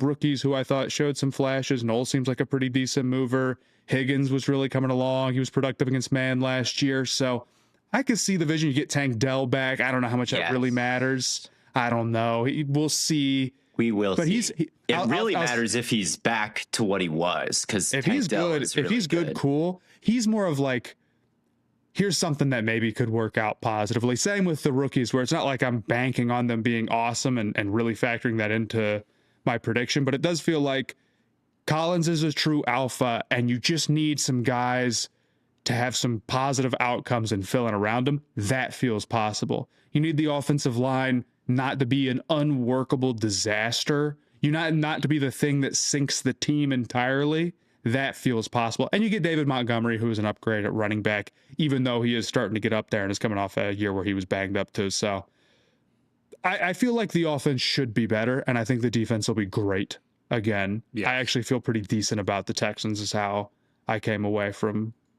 Yeah, I mean, if the offense is better than it was last year, the offense was still pretty okay, right? The one thing they did really well was not turn the ball over. Only 12 turnovers for the entire regular season, 13th in points scored, but 21st in points per drive, right? So I think it's not total basement level offense. They were 19th in DVOA, if you want to just use that stat. They were a little below average. I think they've made material improvements to the offensive line. If they're an average offense and a legendary defense, they really could easily get it done, depending on where Stroud wants to become playoff time. I think that's easily is a strong word. They could be a contender in the AFC. We were talking about the same thing at the end of last year too, where it's like, could it be the Texans who go on a run? And they didn't get the breaks with, again, how the offense just completely fell apart. But it should be better than it was then. And I feel like it should be okay. I feel like they should be okay on offense. I think so too. One thing that I do point out, I pointed it out last year about Houston, and I'll point it out again. Since they drafted Stroud, they are 28th in success rate on offense, and they are 23rd in EPA per play since they drafted Stroud. So this is 2023, 2024, and 2025. it's rough. It's rough how bad they've been on offense. And I think it's something that gets underrated when people talk about Houston. They're always like, well, the offense just has to be okay. They just have to be fine. And it's like they've been so far below that in so many different ways. I feel like over the past couple of years, sometimes I wonder if they're really on the precipice of becoming, good enough. And I also look at the history, and this was something that I was talking about in the playoffs, where if a top offense goes up against a top defense in a playoff scenario, give me the offense if I have to bet on one of them. Obviously, it's a case-by-case basis. Seahawks versus New England. We all picked the Seahawks, I think. Or even versus the Rams, maybe is a better example. Yep, that's maybe a better example for sure. So it's not all the time, but New England versus Houston, what happened? I would rather have an elite offense than an elite defense, even still. But with that being said, they do just each have. They don't. Their bar is isn't that high for what they need to be on offense. First off, the success rate numbers have to be based off the rushing game being atrocious basically the entire time that Stroud has been on the team, rather than Stroud being a problem himself. Second off, while the conversation around the Texans, it is always, well, the offense just has to be okay. And that's a good point. And you should mock those people who say that like I just did in ogre voices for sure. Yep. To be fair, what we've been saying about the Texans is like, well, the offense just has to be okay. And maybe the offensive line just has to be okay. But the answer's been, and they're not. It's not okay. The offensive line has not been okay. This feels like a year where I can actually say the offensive line might be okay. It might be 20th.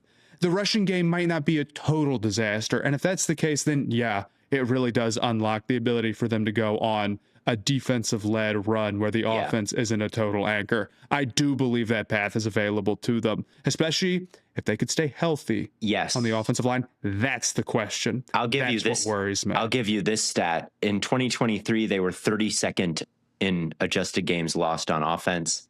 In 2024, they were 25th. In 2025, they were 28th. Maybe they just need to stay healthy on offense, and that's it. Now, Tank Dell has probably result a big portion of those games, and we'll see if he's ever the same. If he's not, I think it's an offense that runs pretty thin on weapons. They've been top 10 on offensive line holding penalties over the last couple of years. Really what it is this offense just doesn't play complementary football to the defense. Like, man, can y'all just not kill the drive with a holding penalty? Can y'all just not like throw a pick six in the playoffs? You might be chilling if CJ Stroud doesn't have the first half that he does. Like, and that's with this very injured team and offensive line with a lot of holding penalties. If that stuff gets better, yeah, I've got them first in this division. The defense is just way too overpowered. I was watching some of their games before this episode, and it's like you blink and the opposing offense is off the field. Like, the amount of damage they can do quickly with their edge rushers is unbelievable. They had the lowest time of possession allowed per drive of any team, the most 3-and-outs allowed per drive of any team. Like, when they strike, it happens fast. They've got a corner with two corners with ridiculous ball skills. Kalen Bullock as well on the back end.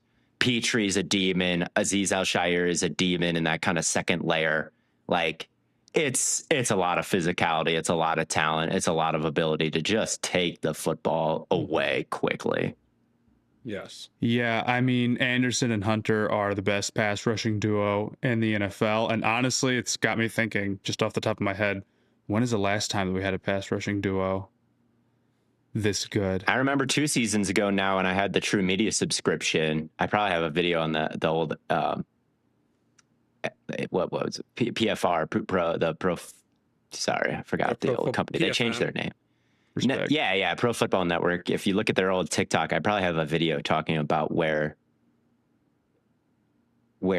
Hunter and Anderson rank all time in edge duo pressure, and they got even better from 2 years ago to now. It's up there.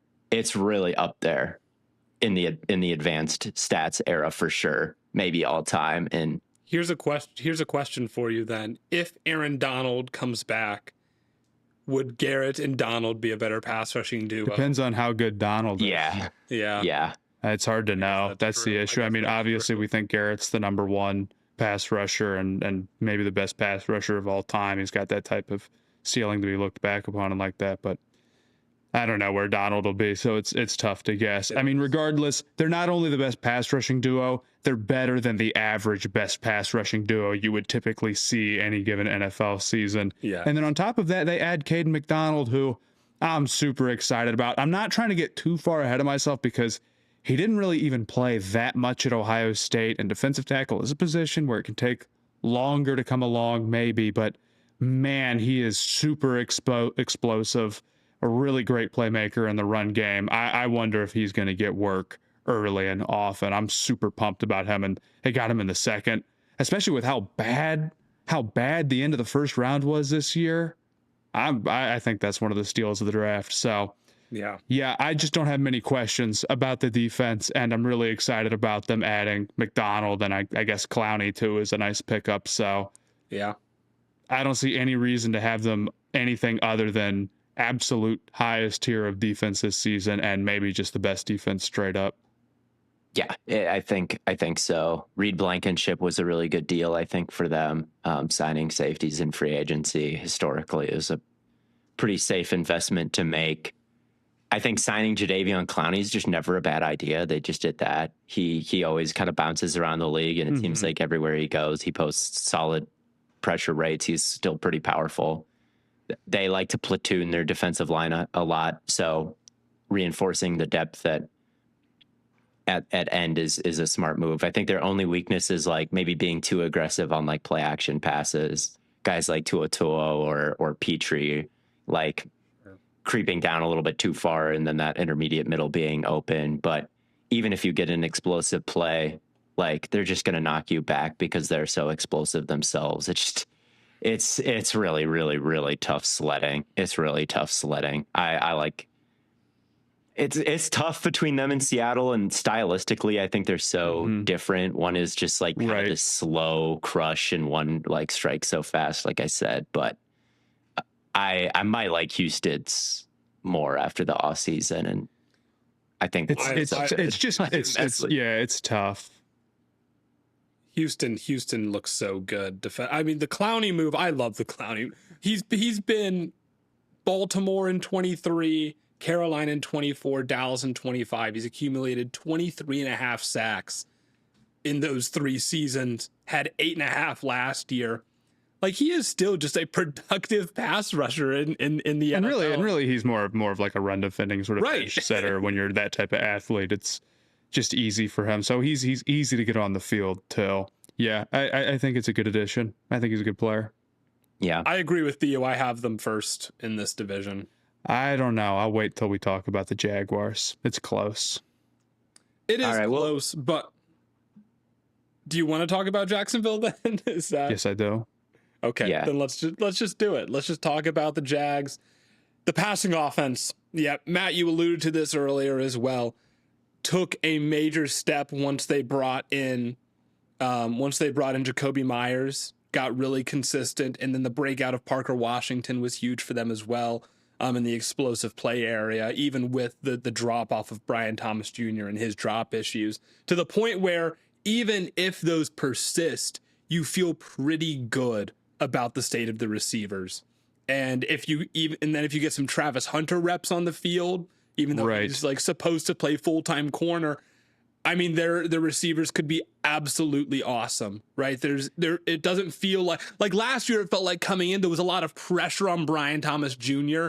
to be this like world beater number 1. And now there just isn't that. And so it does feel like he could be kind of more of the occasional explosive beat you over the top weapon that he was at LSU.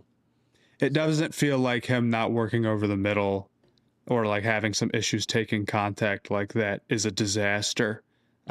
Between them getting Myers, who was very solid, and really Parker Washington breaking out the way that he did at the end of last year, how efficient he was, 2.6 yards per route run versus man.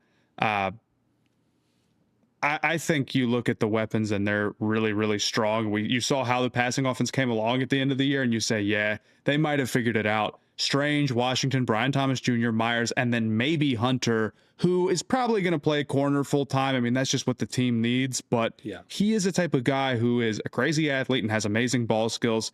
Even if he's only on the field every once in a while, even if it is sort of like a certain package type of guy, I really do think he could make an impact in that area too. So I'm fairly excited about him. Cohen's a great play caller. I don't see why this passing offense wouldn't pick up where it left off last year. And if they do, Lawrence is going to be in those MVP talks potentially, and the Jaguars are going to be very good. Yeah, they just are. I mean, Theo, Trevor's your guy. Is this MVP season? It's not unthinkable. It's not unthinkable. He's a great dark horse. He's a great dark horse. Week 13 on last season, they went 6-0. He had 15 touchdowns and 1 interception. Extrapolate that over an entire year. I mean, it's a 4,500 yard, 42 touchdown, 2 interception year. Like, he was ridiculously hot. They went into Denver, put up 34 points on him. That was like really a moment. And I don't really think that Lawrence has to cool off. It wasn't even his best season from an efficiency standpoint overall. That was 2022. I think Lawrence has been a good player for a while now. It's not like this was a total one-off fluke, kind of like Daniel Jones bursting onto the scene like he did. Like, that kind of feels like, hey, that happened one time. Like, what are the odds it happens again that late in his career? Like, Lawrence is not quite like that as a first overall pick, extremely elite prospect, someone who won a playoff game in 2022 and now has done this. Like, it feels pretty sustainable to me, especially with Liam Cohen seeming to just have that gene ranked really highly in the athletics ranking of play callers that was pulled from other GMs and coaches and things like that. Mm-hmm. I feel like they do such a great job designing easy button stuff like screens, while also Lawrence kind of brings this edge of aggression to him, especially as he got more comfortable in the system, started to test more tight windows. So not only is it like the vanilla ice cream of the blizzard of the run game and all the variation and everything they can do underneath, there's also those delicious treasures sprinkled in, which is like Lawrence making a throw that blows your mind. So it's really a delicious, it's like a delicious Dairy Queen snack, this Jaguars offense. I just want I was gonna say, I'm gonna keep it like I want one flavor of my, I don't want. Shut the fuck up, man. You don't like cookie dough in the ice cream? You're what? I don't want cookie dough in my. I don't want cookie dough. I don't want jelly beans. I don't want popcorn. I don't jelly beans, popcorn. But that's not what they put in ice cream. I don't want rusty nails. Well, hold on. No one was putting rusty nails in the ice cream. No one's putting jelly beans in it. Well, maybe they're putting jelly beans, but that's like a fringe, like stunt food. Popcorn you just made up. Yep. Cookie dough is good. You don't like cookie dough, but you like cookie dough ice cream at least, no? No. Well, I don't like cookie dough. You don't like cookie dough ice cream? Well, I don't like cookie dough. Do you like cookies? Why? Yeah. What? I'm not eating raw cookie. That's a great cake. I'm not eating raw cookie dough. Why? Are you afraid you'll get sick? It's better than the baked product. It's the only reason. All incorrect. Oh. You cook it to make it good.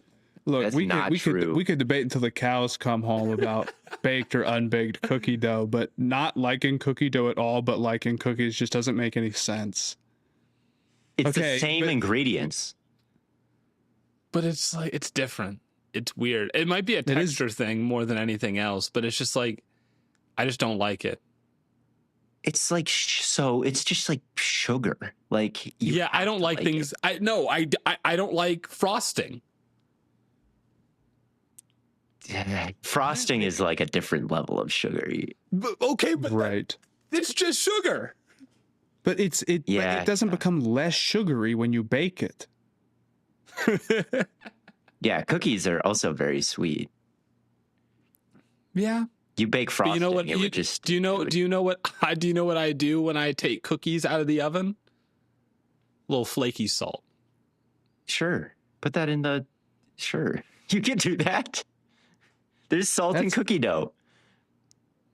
Yeah, but a little more. I'm trying to figure out how to debunk you on this because it really doesn't make any sense at all. It doesn't understand. Do you doesn't like have to make sense. Do you like any candy? Like what's your favorite? Do you like M&Ms? Do you like Wait, no, hold on. Don't you like nerds? Am I crazy or do you like nerds? Okay, so here's the problem: is that I No, do like nerds, is your take that you like a certain color of nerds? No way. I only like the pink nerds, number one, and No way. And also, I don't eat them very often because they give me a headache.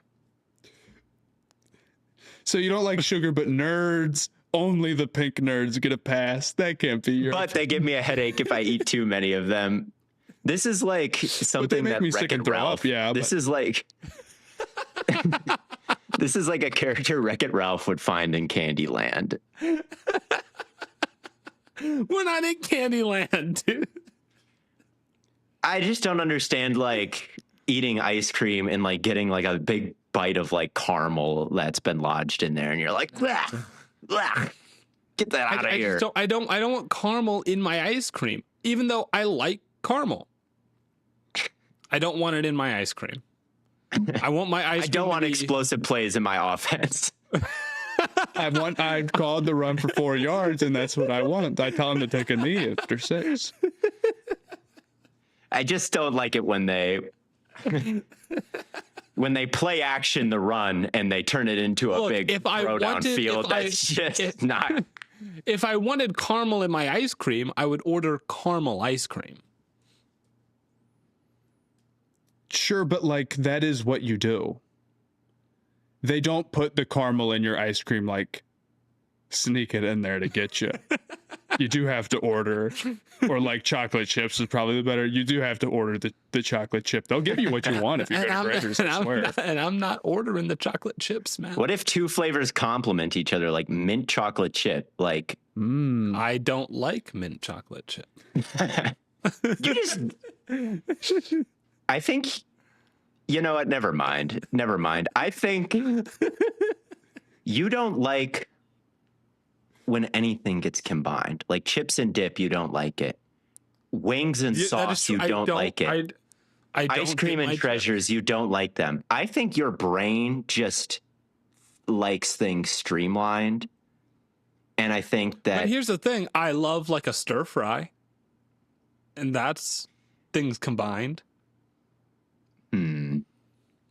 Theo was like giving you an out for a way to make this make any sense at all. And you're like, no, it doesn't. It doesn't make sense. I'm giving you an OCD diagnosis right now, Blaiden, is what I'm doing. I'm saying like Dr. there's something. Theo I'm doctor. I just think you have no principles. That's what I think it is, but. I think he's too principled. He's like, I ordered the vanilla ice cream. It has to just be vanilla. It's too principled. Anyway, if I wanted something else in it, I would have asked. I'm not even going to tell you the concept of like ingredients and how ice cream isn't even actually one thing. But that's true. It's not. It's milk and it's. Well, chemically, those things fuse together in a way that like Moose Tracks doesn't. But whatever. Sure. Anyway, we got to keep talking about where were we with the Jaguars? We were just talking about how the Lawrence. the passing offense is going to be awesome. The rushing offense, I mean, like the offensive line is just not that great, right? That's what concerns the me. Interior. So the passing offense is going to have to be so good that you have to like commit to stopping it, and then Cohen can build the run game off of that commitment. That's my thought on how like the run game could be better than it was last year, potentially, rather than they're going to be a dominant force in the run and then build the passing game off of that, which is what the meta is. Although they did spend pretty big to bring in a blocking tight end. So did the Texans. They did bring a Borkature in, who Shout out. was supposedly a big reach, but not everybody thinks it was a bad pick. Some people had him as a sleeper. beforehand or before the draft. So Yeah. we'll see how that goes for you, Blaiden. I'm excited to see if he gets Dude, some burn. And I love Borkashire. He is such a good blocker, and I do think he has more juice as a receiver than he's given credit for because his stats are non-existent. Basically, I will say the stats are a very bad signal historically, but yes, Barner was not a big receiver in college, and I think that he was pretty good last year and probably could keep growing. Yeah. So I won't say that it's impossible for sure. nothing's impossible. So I just think overall, though, even if their rushing game is only all right, that they're going to have a really good passing offense and a really good offense because of that. And their defense, I don't think projects to be bad at all. I think they project to have a pretty good defense. Their defense was really overall by the numbers better than their offense last year. Sure. The only thing that really kills me about the Jaguars, I mean, it doesn't kill me because I'm a Panthers fan and I loved it, but like letting Devin Lloyd walk for the money that they did was brutal, man, because he was such a key part of their defense last year. And if they had him, you'd say, all right, defensive line is back, Walker, hopefully 100%. You can get pressure straight up. Armstead, Walker, Josh Allen, you're in good shape, right? And then we've got Hunter, hopefully 100%. He can be a real playmaker in the secondary, and the secondary overall is pretty good. And then we got our big, second team All-Pro Devin Lloyd in the middle. Maybe we don't get the turnover luck that we did. They had 14 in 5 weeks or something like that, and it didn't hold up, but we could still be a really good defense. And then you say, okay, the Jaguars are a team that maybe even projects to be top 10 on both sides of the ball. But without Devin Lloyd, it does feel like they have the potential to be a little weak in the middle, and that's my big concern. Overall, though, I still feel like they're going to be pretty good. This is certainly not a weak unit. If you told me that they finished top 10 statistically next year, it wouldn't shock me at all. I will say, so I feel like I've been maybe a little too harsh on the Jags secondary as I was preparing for this episode. Brown is pretty good. Lewis is pretty good. Their safeties are solid with Murray and Johnson. And Hunter, if he's the guy that we think he is and he's healthy, could be a real difference maker. My concern is that if Hunter goes down, they are one injury away from having a pretty big gap at the opposite boundary corner spot. That is true. I mean, part of the reason why you dislike them is because they traded for Greg Newsome, who you knew was not very good. Well, and then he started and he was terrible. Right. I mean, you were right about that. So it was reasonable, and now they have Hunter back. To me, that's a pretty big upgrade. Hopefully, if it's not, man, Hunter takes are not going to exactly age great. But no. I don't know. I guess I see where you're coming from. I don't have a reason to believe that Hunter is particularly injury prone or that they're particularly thin in a way where any team could have a big issue if one of their tackles goes down because nobody has the depth or something like that. I think this is going to be a pretty good team. They're not as dominant on one side of the ball as the Texans are, but I think they have an easier path to being pretty good on the side of the ball that I think they're weaker on, I guess, or maybe on both sides of the ball. So how do you weight that? That's a question I'm asking myself. They've got the balance. Like Theo was saying with the Colts offense. Yeah. They could have the balance.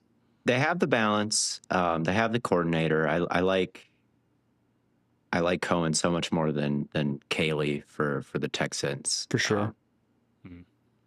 I do worry about the balance on offense for the Jaguars and just how much they can lean on their run game. I mean, I think about being a Justin Herbert fan all these years and wondering when he's going to fully break through. And I think the thing that's really killed him is, never really having a strong run game and offensive line alongside him at the same time. And I do worry about that a little bit here with Trevor Lawrence. I mean, especially with the way they ended the year, maybe Lawrence should have won MVP because their offensive line kind of collapsed at the same time he got really hot. It was not a great rush attack at all during those weeks. All their interior players are liable to get beat pretty quickly. I thought Emmanuel Pregnon, the guard they drafted, I think in round 3, was a bit of a steal, so maybe that helps fix the issue. But it's not a lot of high-profile names outside of Anton Harrison, who's a really slick mover at right tackle, and we're waiting on a full breakout where he becomes an all-pro right tackle, but he's pretty good already. So they've got one spot really figured out, and the other are pretty weak. They let Achane walk, which is not the worst thing in the world. It's not like you can just like you'll never find a Travis Etienne like level player ever again. So maybe that's okay. But I look at they have one of the least proven running back rooms and some weak links on the offensive line. I do worry that things could kind of overheat for Trevor Lawrence a little bit, and there could almost be a little bit too much of an ask on him to carry them up and down the field because, yeah, there just wasn't really too much of a rush threat at the end of last year. Yeah, Theo, I do agree with you about the run game being a concern. I think it's that combined with the void at linebacker on defense and maybe the lack of supreme depth in their secondary. Their defense isn't going to be, they're not going to have the high-end defense like Houston.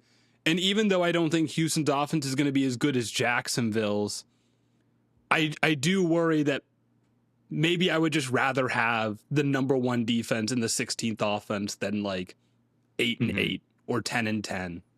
Yeah. And I will say, I like Trevor Lawrence a lot, and I think that he could be a MVP winner. I think he could win MVP. I think he's got that kind of poise and arm talent and accuracy down the field and aggression where he wants to create big plays. But if the pass rate has to be a little bit higher than they want, we cannot guarantee that it won't be a little bit frustrating with some like bizarre misses or interceptions based on what we've seen from him in the past. He has not established himself as this crazy elite quarterback. I mean, if you look at his overall results over the last 3 years, I mean, they're not too different from where you find like CJ Stroud. And, you know, CJ Stroud is somebody who can also be very aggressive and accurate, and he can be very poised in the pocket and get through reads and all those things. I think Lawrence definitely looked better last year, but you know, that's been a debate over the course of their careers. So I don't know. I think Lawrence is good, but like if the line is a little bit rough and their pass rate is higher, I just think like he could be a point of like, if we promise everybody the sun and the moon and the stars with Trevor Lawrence, he could let us down. If you think he's terrible, he'll probably over perform your expectations by quite a bit because he's not terrible at all. And I do think he's underrated, honestly, overall, but he's not somebody that is like, oh yeah, he's my pick to win MVP. And that's that. Right. How many teams are there in the AFC that would be disappointed if they weren't at least in the AFC Championship game? Ooh. How many teams in the AFC would be disappointed if they were? If the Jaguars go out in the divisional, it's like, it's not a disaster, but it's not really a success. It kind of depends. Maybe if they go out in the divisional to the team that then like goes on to make the Super Bowl or win it, maybe you can say they were a contender, but the matchups didn't work out that way. But there is at least, okay, teams that like truly have to be contenders in the AFC. Bills. Yes. Patriots. Yep. Ravens. Bengals are kind of fringe. I think the but Bengals like, are kind of, man. I do think you have to throw the Bengals in there. Jaguars, I would say. I think Houston even more than Jacksonville, maybe, but But Jacksonville was, you know, close to beating the Bills last year. Would it really be that if they weren't contenders? What else would they be? They already made the playoffs and were competitive, and they won 13 games last year. I think both Jacksonville and Houston. Damn, they were all the way up at 13. I should know that. 6, right? That's buddy. It's 7, and then I don't Broncos. think KC qualifies. I feel like if Kansas City like gets back to like the second round of the playoffs and loses, I wonder if they would be like, well, at least we recovered from our little slide there. I don't know, man. I think any team that has a top 5 quarterback is like, we have to be contenders every single year, actually. And it's a disaster if we're not. I really do. I know this sets up the stakes where it's like, well, then does that mean the Chiefs and the Chargers? And the answer is, yeah, kind of. Yeah. Fair, yeah. I mean, but like, well, the Chargers made the playoffs last year, man. Are they really going to be content with being a team that's in the playoffs but not really contending? They were that last year. And even the Chiefs might have been that had Mahomes not gone down. Maybe if the offense is good and the defense is bad, you can say, all right, Mahomes is still good to go. And I don't know, maybe we figured out Cyrus Allen really is like that. And cool, we figured out like the offense of where we're back on track and we just got to invest in the defense and Delane looks cool. So we're cool. That I could see that, but it's at least 9 teams in the AFC. It's at least half the AFC, even really more than that feel like they should really be contenders next year. Yeah, I see that. Without the Rams around or the Seahawks around, it definitely feels like the ticket to get through the AFC is a lot easier to find than it is in the NFC. That's for sure. Mm-hmm. Definitely. This entire division is full of dark horses. Even and that's not even including the Colts, who certainly is like making the playoffs would still feel like a big success for them, and if they were competitive in a playoff game, but still, even they're making moves like they're in win now mode. I mean, the Sauce trade really does kind of change everything. The clock ticks so fast. Like I would love if they were a little bit more complete, but they put that cherry on top, more than a cherry, I guess. They like built that, I don't know, spa in their home. I'm not cooking with this analogy, but built the spa in their home. What? Yeah, you build the spa in your home. You expect the bonus to be pretty dang big. You don't make that move if you think like, hey, that's true. Maybe I did. You don't buy the second home in Miami unless the scratchers better come. Yeah, Blaiden, we really struggle with the back half of that analogy rather than the front. It's kind of the same. It's kind of the same, yeah. It is kind of the same, but yeah, it's going to be a lot of competition. I think the team under the most pressure is low-key Cincinnati. Well, because Burrow might be like, out. If I feel like Burrow body language is getting worse. Zach Taylor is certainly on the hot seat. They just made this big Dexter Lawrence trade, right? Like, maybe it's just that Zach Taylor goes and everything else stays the same. So it might. Patriots just made the Super Bowl. Bills, I don't know. The Bills are up there. The Bills are kind of just every year. It's like, man, the Ravens, your first year mentor. The Bengals, This is going to devolve into what supporting cast around the top 4 AFC quarterbacks is best. Well, no. I'm just saying, who's under the most pressure?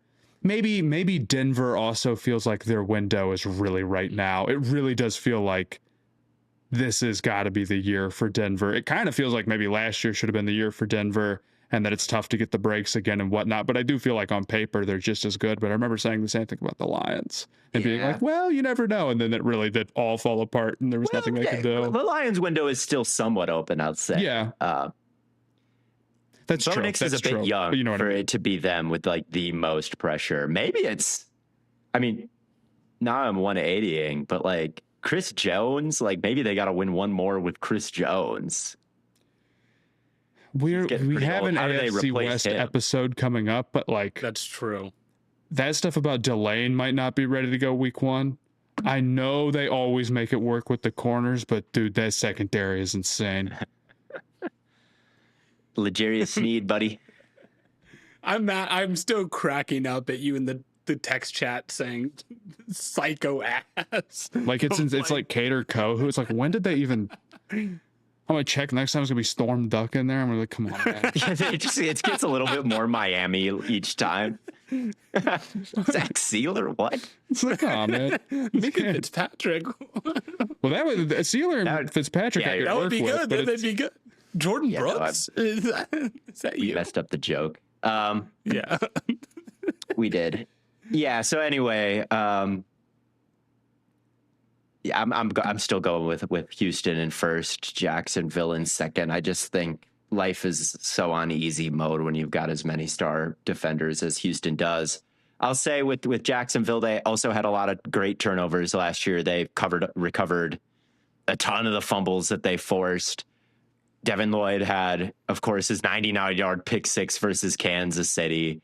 He had a bunch of picks overall. This was a defense that was really good at taking the ball away. That's something that can be a bit fickle year to year.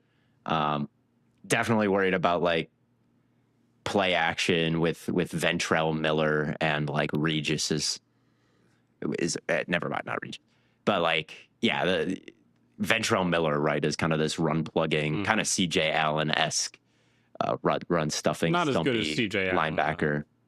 Probably not, but then in that kind of mold, it's a lot of it's a lot of question marks, I think, in the middle of that defense. And it's just on that defense in general, which the results from last year, there are no question marks. They were great, but going into 2026, Houston is just a much safer bet for me. So I'll go with them. I'm with you. Theo, if people wanted to, I don't know, tail our predictions for this division, what could they do? Yeah. We got a new sponsor. This episode is brought to you by Dabble Fantasy. One of the reasons that we've been enjoying Dabble is that it feels like more than just another DFS app. You can follow your friends or creators, see what everyone's playing. So like if you click on a game that's happening week 1, like say Jacksonville versus Cleveland, you have some transparency on like what other people are picking in their props there, which is something that is pretty unique. I've never quite seen before on any other app. There's also a group chat feature on this app, but I will say beware the group chat feature. I did go in there and people were talking about if Minnesota had gotten Kyler Murray any weapons, which confused me very greatly. Someone also asked if Joe Burrow was throwing to anybody outside of Jamar Chase. I feel like the inhabitants of this group chat only know about 2 wide receivers. They have a cast of colorful characters. It's Mos Eisley Cantina in there with like the rogue gallery of football fans in there. But it was entertaining to me, and go check it out. But we'll be posting our favorite NFL future picks before the season, along with all our weekly entries throughout the year. If you follow Stay Hot Pod, if you follow that profile in the app, copy our plays. If you like them, leave comments. We can play every Sunday together. So download Dabble today, use code STAYHOT, and when you play your first $5, you'll get $10 in bonus cash. I was playing around on it, and one of the things they let you do is they let you bet the under on some players' touchdowns, which is awesome. I bet under 0.5 Parker Washington touchdowns week 1. So that seemed like a pretty good bet to me. That's not an unreasonable bet going up against Denzel Ward and Tyson Campbell. Yeah, touchdowns are kind of hard to come by in general. So like no matter who's guarding him, I felt like I got that. I got Chris Rodriguez. You could bet under his touchdowns. I was like, let's do that. He might not even be the starting running back. That sounds like pretty sweet. It'll be a lot of defensive scores for Jacksonville. I see where you're coming. Yeah, exactly. Betting the over on Travis Hunter touchdowns because he's going to get a pick 6. Watson. There we go. And then I also bet on Harold Fannin to score one.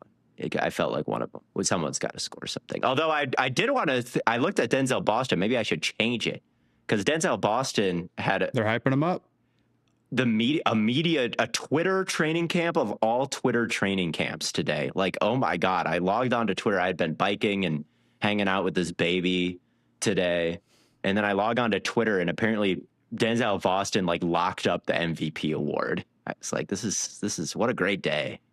So maybe I should have bet on him. Blaiden, what do you have to say about this? You hate Denzel Boston and want him traded. I don't hate Denzel Boston. I just don't think the Browns have a good quarterback. Deshaun Watson threw 7 touchdowns today reportedly, and also reportedly they were all from the 1-yard line. So well, you got to get to the 1 yard. They were working on like their red zone package or something like that. That's totally what happened. I saw that too. And they just kind of post like the training camp like stats, no context, and it's just completion percentage and touchdown interception. It's like yes. And the Browns quarterback tracker graphic kills me. It's like, holy shit, someone went 11 for 12. Like, what does that mean? It's like, man, I don't know. I understand they're just kind of doing what they can do, and I guess it's kind of interesting to see. but without the context of what they are working on or like what is happening at all, we don't know if it's like a scrimmage or what, or Like slants And and warm-ups. also, right. has a good team ever posted their quarterbacks like training camp stat? I saw one for the Vikings, and I'm like, that might not be good. It might not be a good thing if we're seeing that. My favorite training camp quarterback tweet so far was Elliot Shore-Parks, the Eagles beat reporter, saying that Hurts is under more pressure in training camp than the following quarterbacks are in the regular season. And it was like Trevor Lawrence, Jordan Love, Baker Mayfield. Whoa, that's creative. That is certainly something, man. We all are locked into what Jalen Hurts is doing this training camp. Yes. We all know exactly what it is. And everyone else is going to be locked into what we're doing on the Dabble app. So, yeah, Theo, were those your only breakdown. those your only lines you ran? Yeah, that was it so far. But check back that and follow Stay Hot Pod, and you'll be able to see everything that I do. And you can probably go do the opposite, or do something else, or do whatever you want. I'm not a very successful gambler, I got to say, but that's okay. There was one more thing we wanted to do, Mm-hmm. and it is a draft of the antithesis of what we've done before, which was the best parts about childhood. Today we want to talk about the worst parts about childhood. Matt, you were very excited for this draft, so I want to give you the first pick of well, first off, I don't want the first pick, and I'm not going to take it. Second off, I do have some ground rules to lay. I was upset at myself for not immediately thinking of this when we did our best parts of childhood draft. My brother brought it up to me, so shout out, brother. I do have a couple of ground rules. Okay. So there is a limit on how vague we can be. I think that is what can kind of kill this. And I would say there are two things that we cannot vaguely state as negatives of childhood. We have to be more specific. Number one is you can't say school. It's got to be something specifically about school. School is bad, but that's like saying worst parts of being an adult, work, right, but like what specifically? And then I would say like freedom in general. Obviously, you have more freedom to do whatever you want when you're an adult that you don't as a kid, but specifically. Outside of that, I mean, I guess maybe some of mine are vague, but none of them are as vague as those two. Can I have the first pick if you don't want it? Absolutely. Cool. Can I start? Yep. Worst part of childhood easily being in trouble with your parents. Ooh, especially if it's delayed, like you've done something wrong, you have a bad test, you're in the principal's office, they don't know yet, and you're like waiting for them to find out. Like you got sent to the principal's office early in the day, the entire rest of the day before you go home. That like period of time has got to be the worst part about being a kid. Yeah, I completely agree, especially when it's early in the day and you got to wait around. I think I was appreciating that has not happened to me in some time. I haven't gotten in trouble with mom and dad. I don't remember the last time that I really got in trouble with my parents. I mean, it's obvious. My mom yelled at me when I tore my ACL. That's not your fault. You got a crazy life. That's all. I mean, definitely senior year of high school, there were so many snow days, and we had iPads, and that was the first year that we still had like basically a normal school day during like snow days, but all the assignments that got assigned on those days I just did not look at, did not do. So like there was a point where I had like 23 missing assignments my senior year. I was not paying attention. And I was in trouble a lot for that. That was probably the last time I was in big trouble with my parents. Homework is brutal too. It would have been a very worthy high pick. The only time I really not the only time I remember, but like the one that comes to top of mind is I like faked being sick when I was like 9. And then my brother did too, which was, or maybe I did after he did. And then we were like wrestling or something. And okay, you guys might not be that sick. It's like, yeah, maybe not. Maybe not. That's the time that comes to mind. But being in trouble with the parents is pretty bad and pretty unique. I think that's a solid pick. Yeah. Matt, do you want the second pick? I want the third pick. I want the turn. He wants the turn. Okay, then with the second overall pick, I will take being forced to eat foods that you don't like. I like this. Right? Now, mostly for me, it was like vegetables. You know, because no kids like vegetables. It's like, oh, you can't leave the dinner table until you've eaten all of your vegetables. But I think that was like being able to eat whatever I want.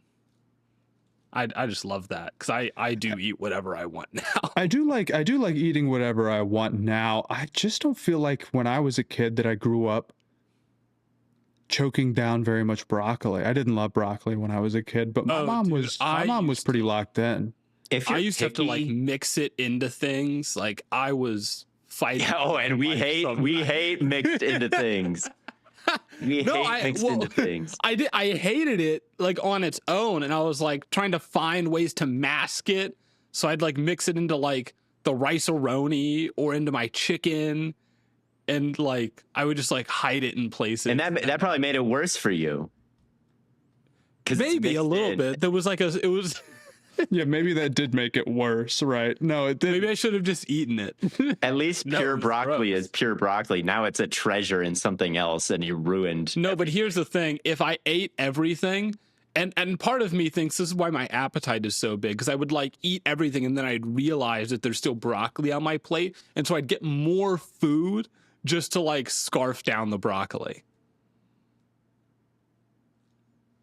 Yeah, it's bad. It's bad to not want to eat something. And then, of course, like parents have cooked this whole dinner and they expect you to eat it and you don't want to. Yes. And then they feel like, you know, they've been slighted in some way. You don't appreciate it, yes. You just don't like the food and they can't accept it. It's a whole back and forth. Yeah, it stinks for everybody involved. Yeah. Okay. My first pick, I think about this regularly and how I'm glad that it's just not in my life anymore when you had to give presentations in school. Couldn't stand it at all. I would be dreading it all week. It's like worse than the getting in trouble, especially because somehow every presentation was in French class. Well, I don't know French. I'm not learning it currently. So randomly, it's like go bomb French in front of people who are going to judge you. It's like, that sucks. I loved giving presentations in class. That was like my favorite type of assignment. I treated that like. I used to ask like, oh, how creative can I get with my presentation? And like, I would have like video assisting in my present. Like I would go to town on my presentation. Yeah, I treated that like a comedy routine. Like you could put jokes in there. You could make the class laugh. I gave one presentation on why Aaron Rodgers is the GOAT. Like I feel like all we do now is give presentations to the class. Different. Like I feel like TikTok and podcasts is like professional giving presentations to the class. It's different.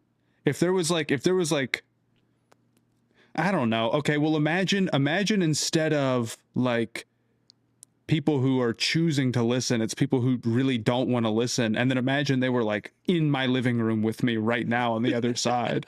Maybe that wouldn't be so bad. I mean, I'm older now. I'm like less insecure about anything like that, I guess. Sure. But I don't like public speaking. And I used to always be like, I'm going to have to practice saying this exactly because I don't actually know how to do it at all. Because I guess I'm just stupid. And with my second pick on the turn, I'm going to take being stupid for sure. That's a great pick. No, that is a fantastic pick. That would have been my next pick, is being stupid. Yeah, absolutely. I mean, maybe you could argue that's too vague. So I tried to pick a really specific one first to kind of balance that out. But ultimately, sure. Really the worst part about being a kid is like you have no perspective on anything. Everything is such a big deal. You're wasting so much time, you know, you're struggling with homework. Well, I mean, I did okay in school, but it's like you have to try on homework that's really easy and you're like a bad decision maker and all that type of stuff. Yeah. That's the worst part about being a kid. And when you imagine yourself like going back and repeating, like what would, because what would happen if we were in middle school right now? What happened if you were in high school right now? The big thing is like you just wouldn't be so dumb, so it'd probably be fine. Yeah. That would be the thing. Like it would, or not even that it would be fine, but it would be like completely different. It would because be- we've talked about that before when it came up on like a blind draft or whatever. So being stupid, being just like a twerp, you know, it's inherent to being a kid. It sucks. Yeah. Yeah. It's funny. I Googled this, obviously, and there's a Reddit post from 4 years ago, and almost all of them are like, your feelings don't matter. No one listens to you. You have no rights. And I'm like, you guys got Worst parts of being a kid, you have no Yes. rights. I'm like, Yeah, you guys I got mean- so deep with that, like immediately. The issue is that 14-year-olds are answering that. Respectfully, respect to all 14-year-olds listening to this Holy podcast. shit! No, you're right. But like oh my the God, issue is like having no rights. It's like now you look back and you're like, it sucks you can't drive, but like, right. I'm not sharing the road with a 13-year-old. Respect to all 13-year-olds listening to this podcast. But I will say that is my next pick, is not being able to drive. I love driving. But I want to make it clear. I don't like driving long distances. I like driving fast. And no one would I ever like let driving me, a really short distance extremely quickly. no one would ever let me get in. Like, I could not have gone to a racetrack and rented a Lamborghini and like driven 3 laps in that. They would have said no. Right? You're a kid, yeah. They would have said, no, you're 9. Yeah, probably. And I But now I could just go do that, you know, and that would be a lot of fun, right?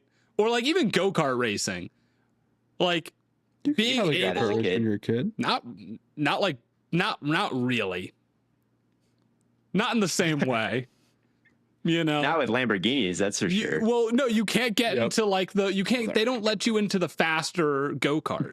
No go-karts. Worst.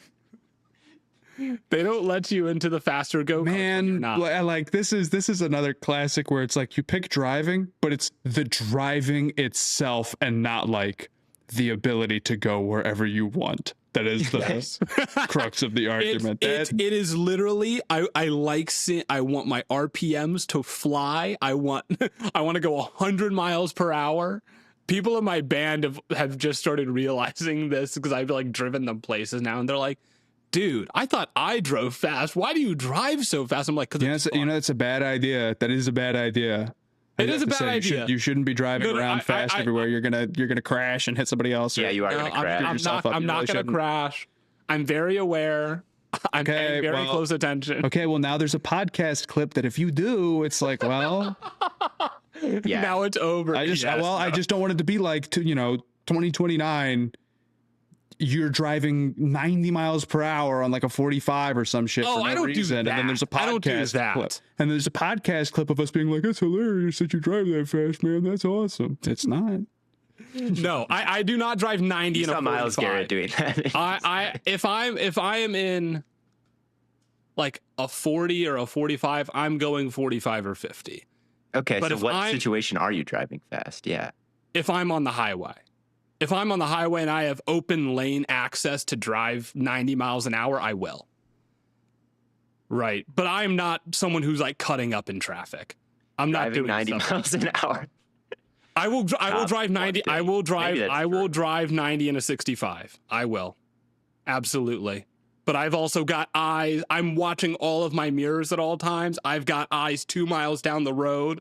Like I'm watching the story that you watched a Browns game on the way home from a haircut. That is true. That wasn't even a Browns game. No, it wasn't even a Browns. It was like Falcons Cardinals or something, that like a totally meaningless game in like the grand scheme. Okay. Anyway, I could not have Enjoy the Stay Hot podcast while it lasts, people. Theo, what's your next pick? Being dripless, I'd say. Like bad haircuts, bad clothes. Like every old picture of me as a kid, I've got horrific bangs. My teeth are all snaggled. I'm wearing like Crocs and high-rolled socks and like an extremely shitty t-shirt. Like I don't look good in a single picture as a kid. I'm squirming. I don't want to stand still for the cameras. Like I was not a photogenic child at all. I looked weird. I was a weird looking kid. And I would say being dripless is my pick here. I agree. That's a great pick. And I guess I got the turn. Yeah, no, I feel you on that one. It is kind of a little sad. Would like be like a little squirmy freak. I don't like, but squirmy freak would be pretty high for me too. So I can't hate.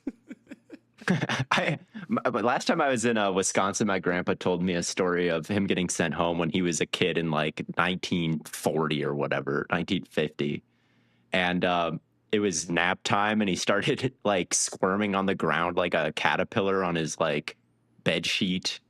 He was like inching, and the teacher just made him go home. He was in kindergarten, so he had to walk.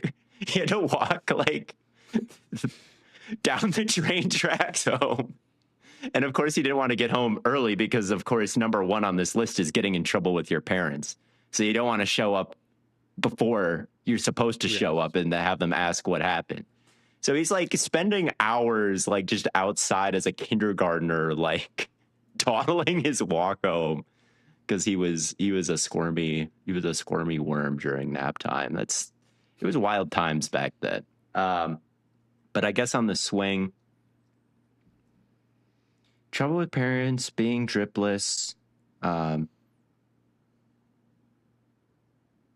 maybe like being stupid is one thing. That's pretty vague, Matt. Maybe being like loud and annoying is a bad thing about being a kid. Like you're just kind of not funny, really. At least if you're trying to be funny or not funny, you're probably really funny when you're not trying to be funny. But like, I remember when the Packers were in their playoff run, I was 10. I was maybe 11. And I just remember like I was talking too much. My dad had to talk to me. He's like trying to watch with his friends, and I'm like yapping because I just don't understand the social cues. That always embarrasses me. Even now, I'm like, damn, I wish I would just like sat and watched that instead of like trying to be the center of attention or whatever it was that I was doing. And I'm sure that was me in a lot of situations, was just being like, I don't know, like it fits into being stupid, Matt, is just like going a little bit too far with things and having bits that aren't funny and probably singing songs from YouTube like over and over and over again or whatever. Dude. That's the best part about being a kid, is singing songs from YouTube. It doesn't. Maybe this one doesn't count because it's not bad in the moment, but yeah, it's something when you look back on. Kind of like being dripless is just like being cringe. Your kids could be. We might have to heal your inner child, bro. This is not sounding. This is yeah. No, I agree with everything you said. Yeah, Theo, we're putting you in the most dripless outfit of all time, and we're making you stand in a mirror and saying, we're just like, give affirmations like, I am beautiful, I am tall, I am happy. Sure. Yeah. I don't know. I guess, this is kind of going into insecurities. Maybe I should pick like missing the bus or whatever. But it's not as bad as these things. And Matt, you said being stupid, so I'm.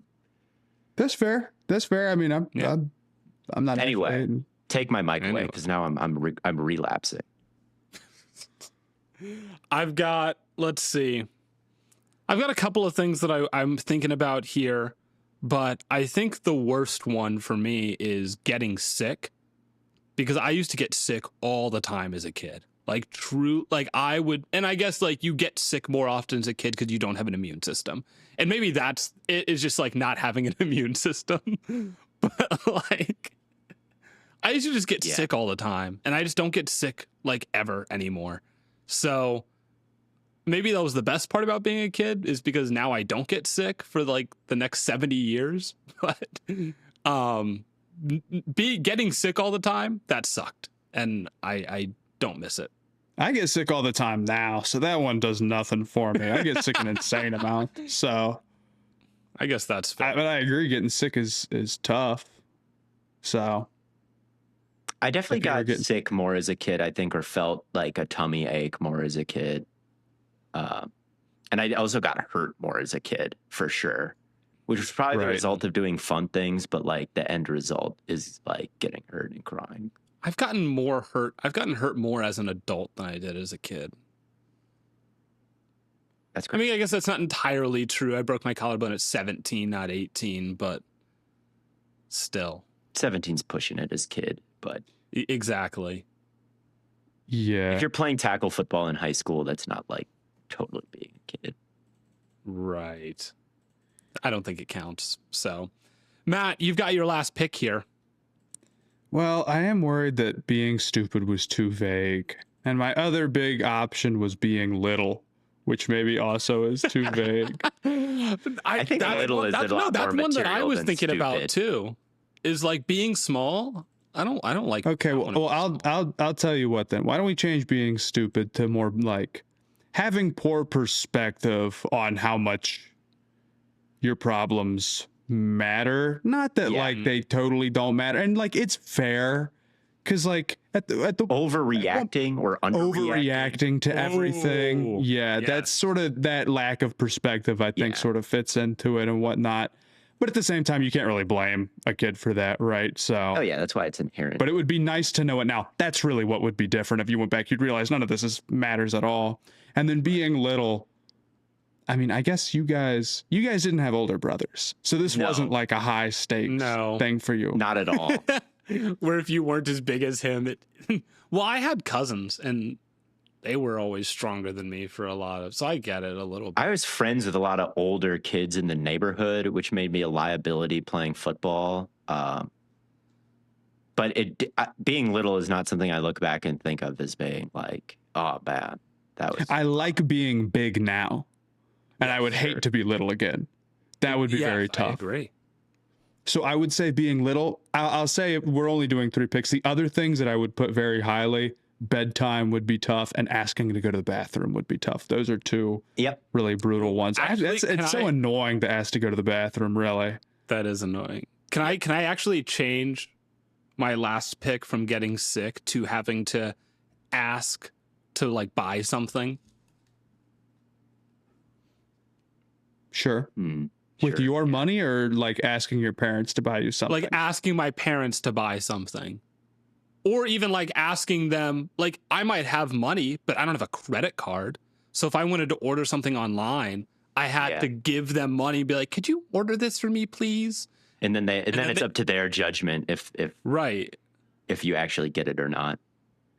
Yeah. Do you think, I don't know if that's a better or worse pick, but I think it's maybe I'll just throw it like on it. as an honorable mention. I'll just throw it on as the honorable mention. I think it's a better pick. But that's You think it's because a I better pick? probably get about as sick now as I did when I was a kid. So, but I know you're right that like. But if you get sick had less. money as a kid, that would be worse. That's true. if you had There'd be a limit on how much money you could have as like a kid before it would do you no good. Because if you had a bunch of money as a kid, you'd look back and you'd say, wasting money. I had so much money as a kid and I spent it all on snacks, which maybe you do as an adult. Like now that I think about that, Oh I'm my like, God, no. That takes a lot of my budget now. No cash. No cash should have been the 101, man. You have no motion. You can't make any plays at all. But no one has cash. That's true. But still. No cash Yeah, might be goated, actually. No cash might be a good thing. Depends.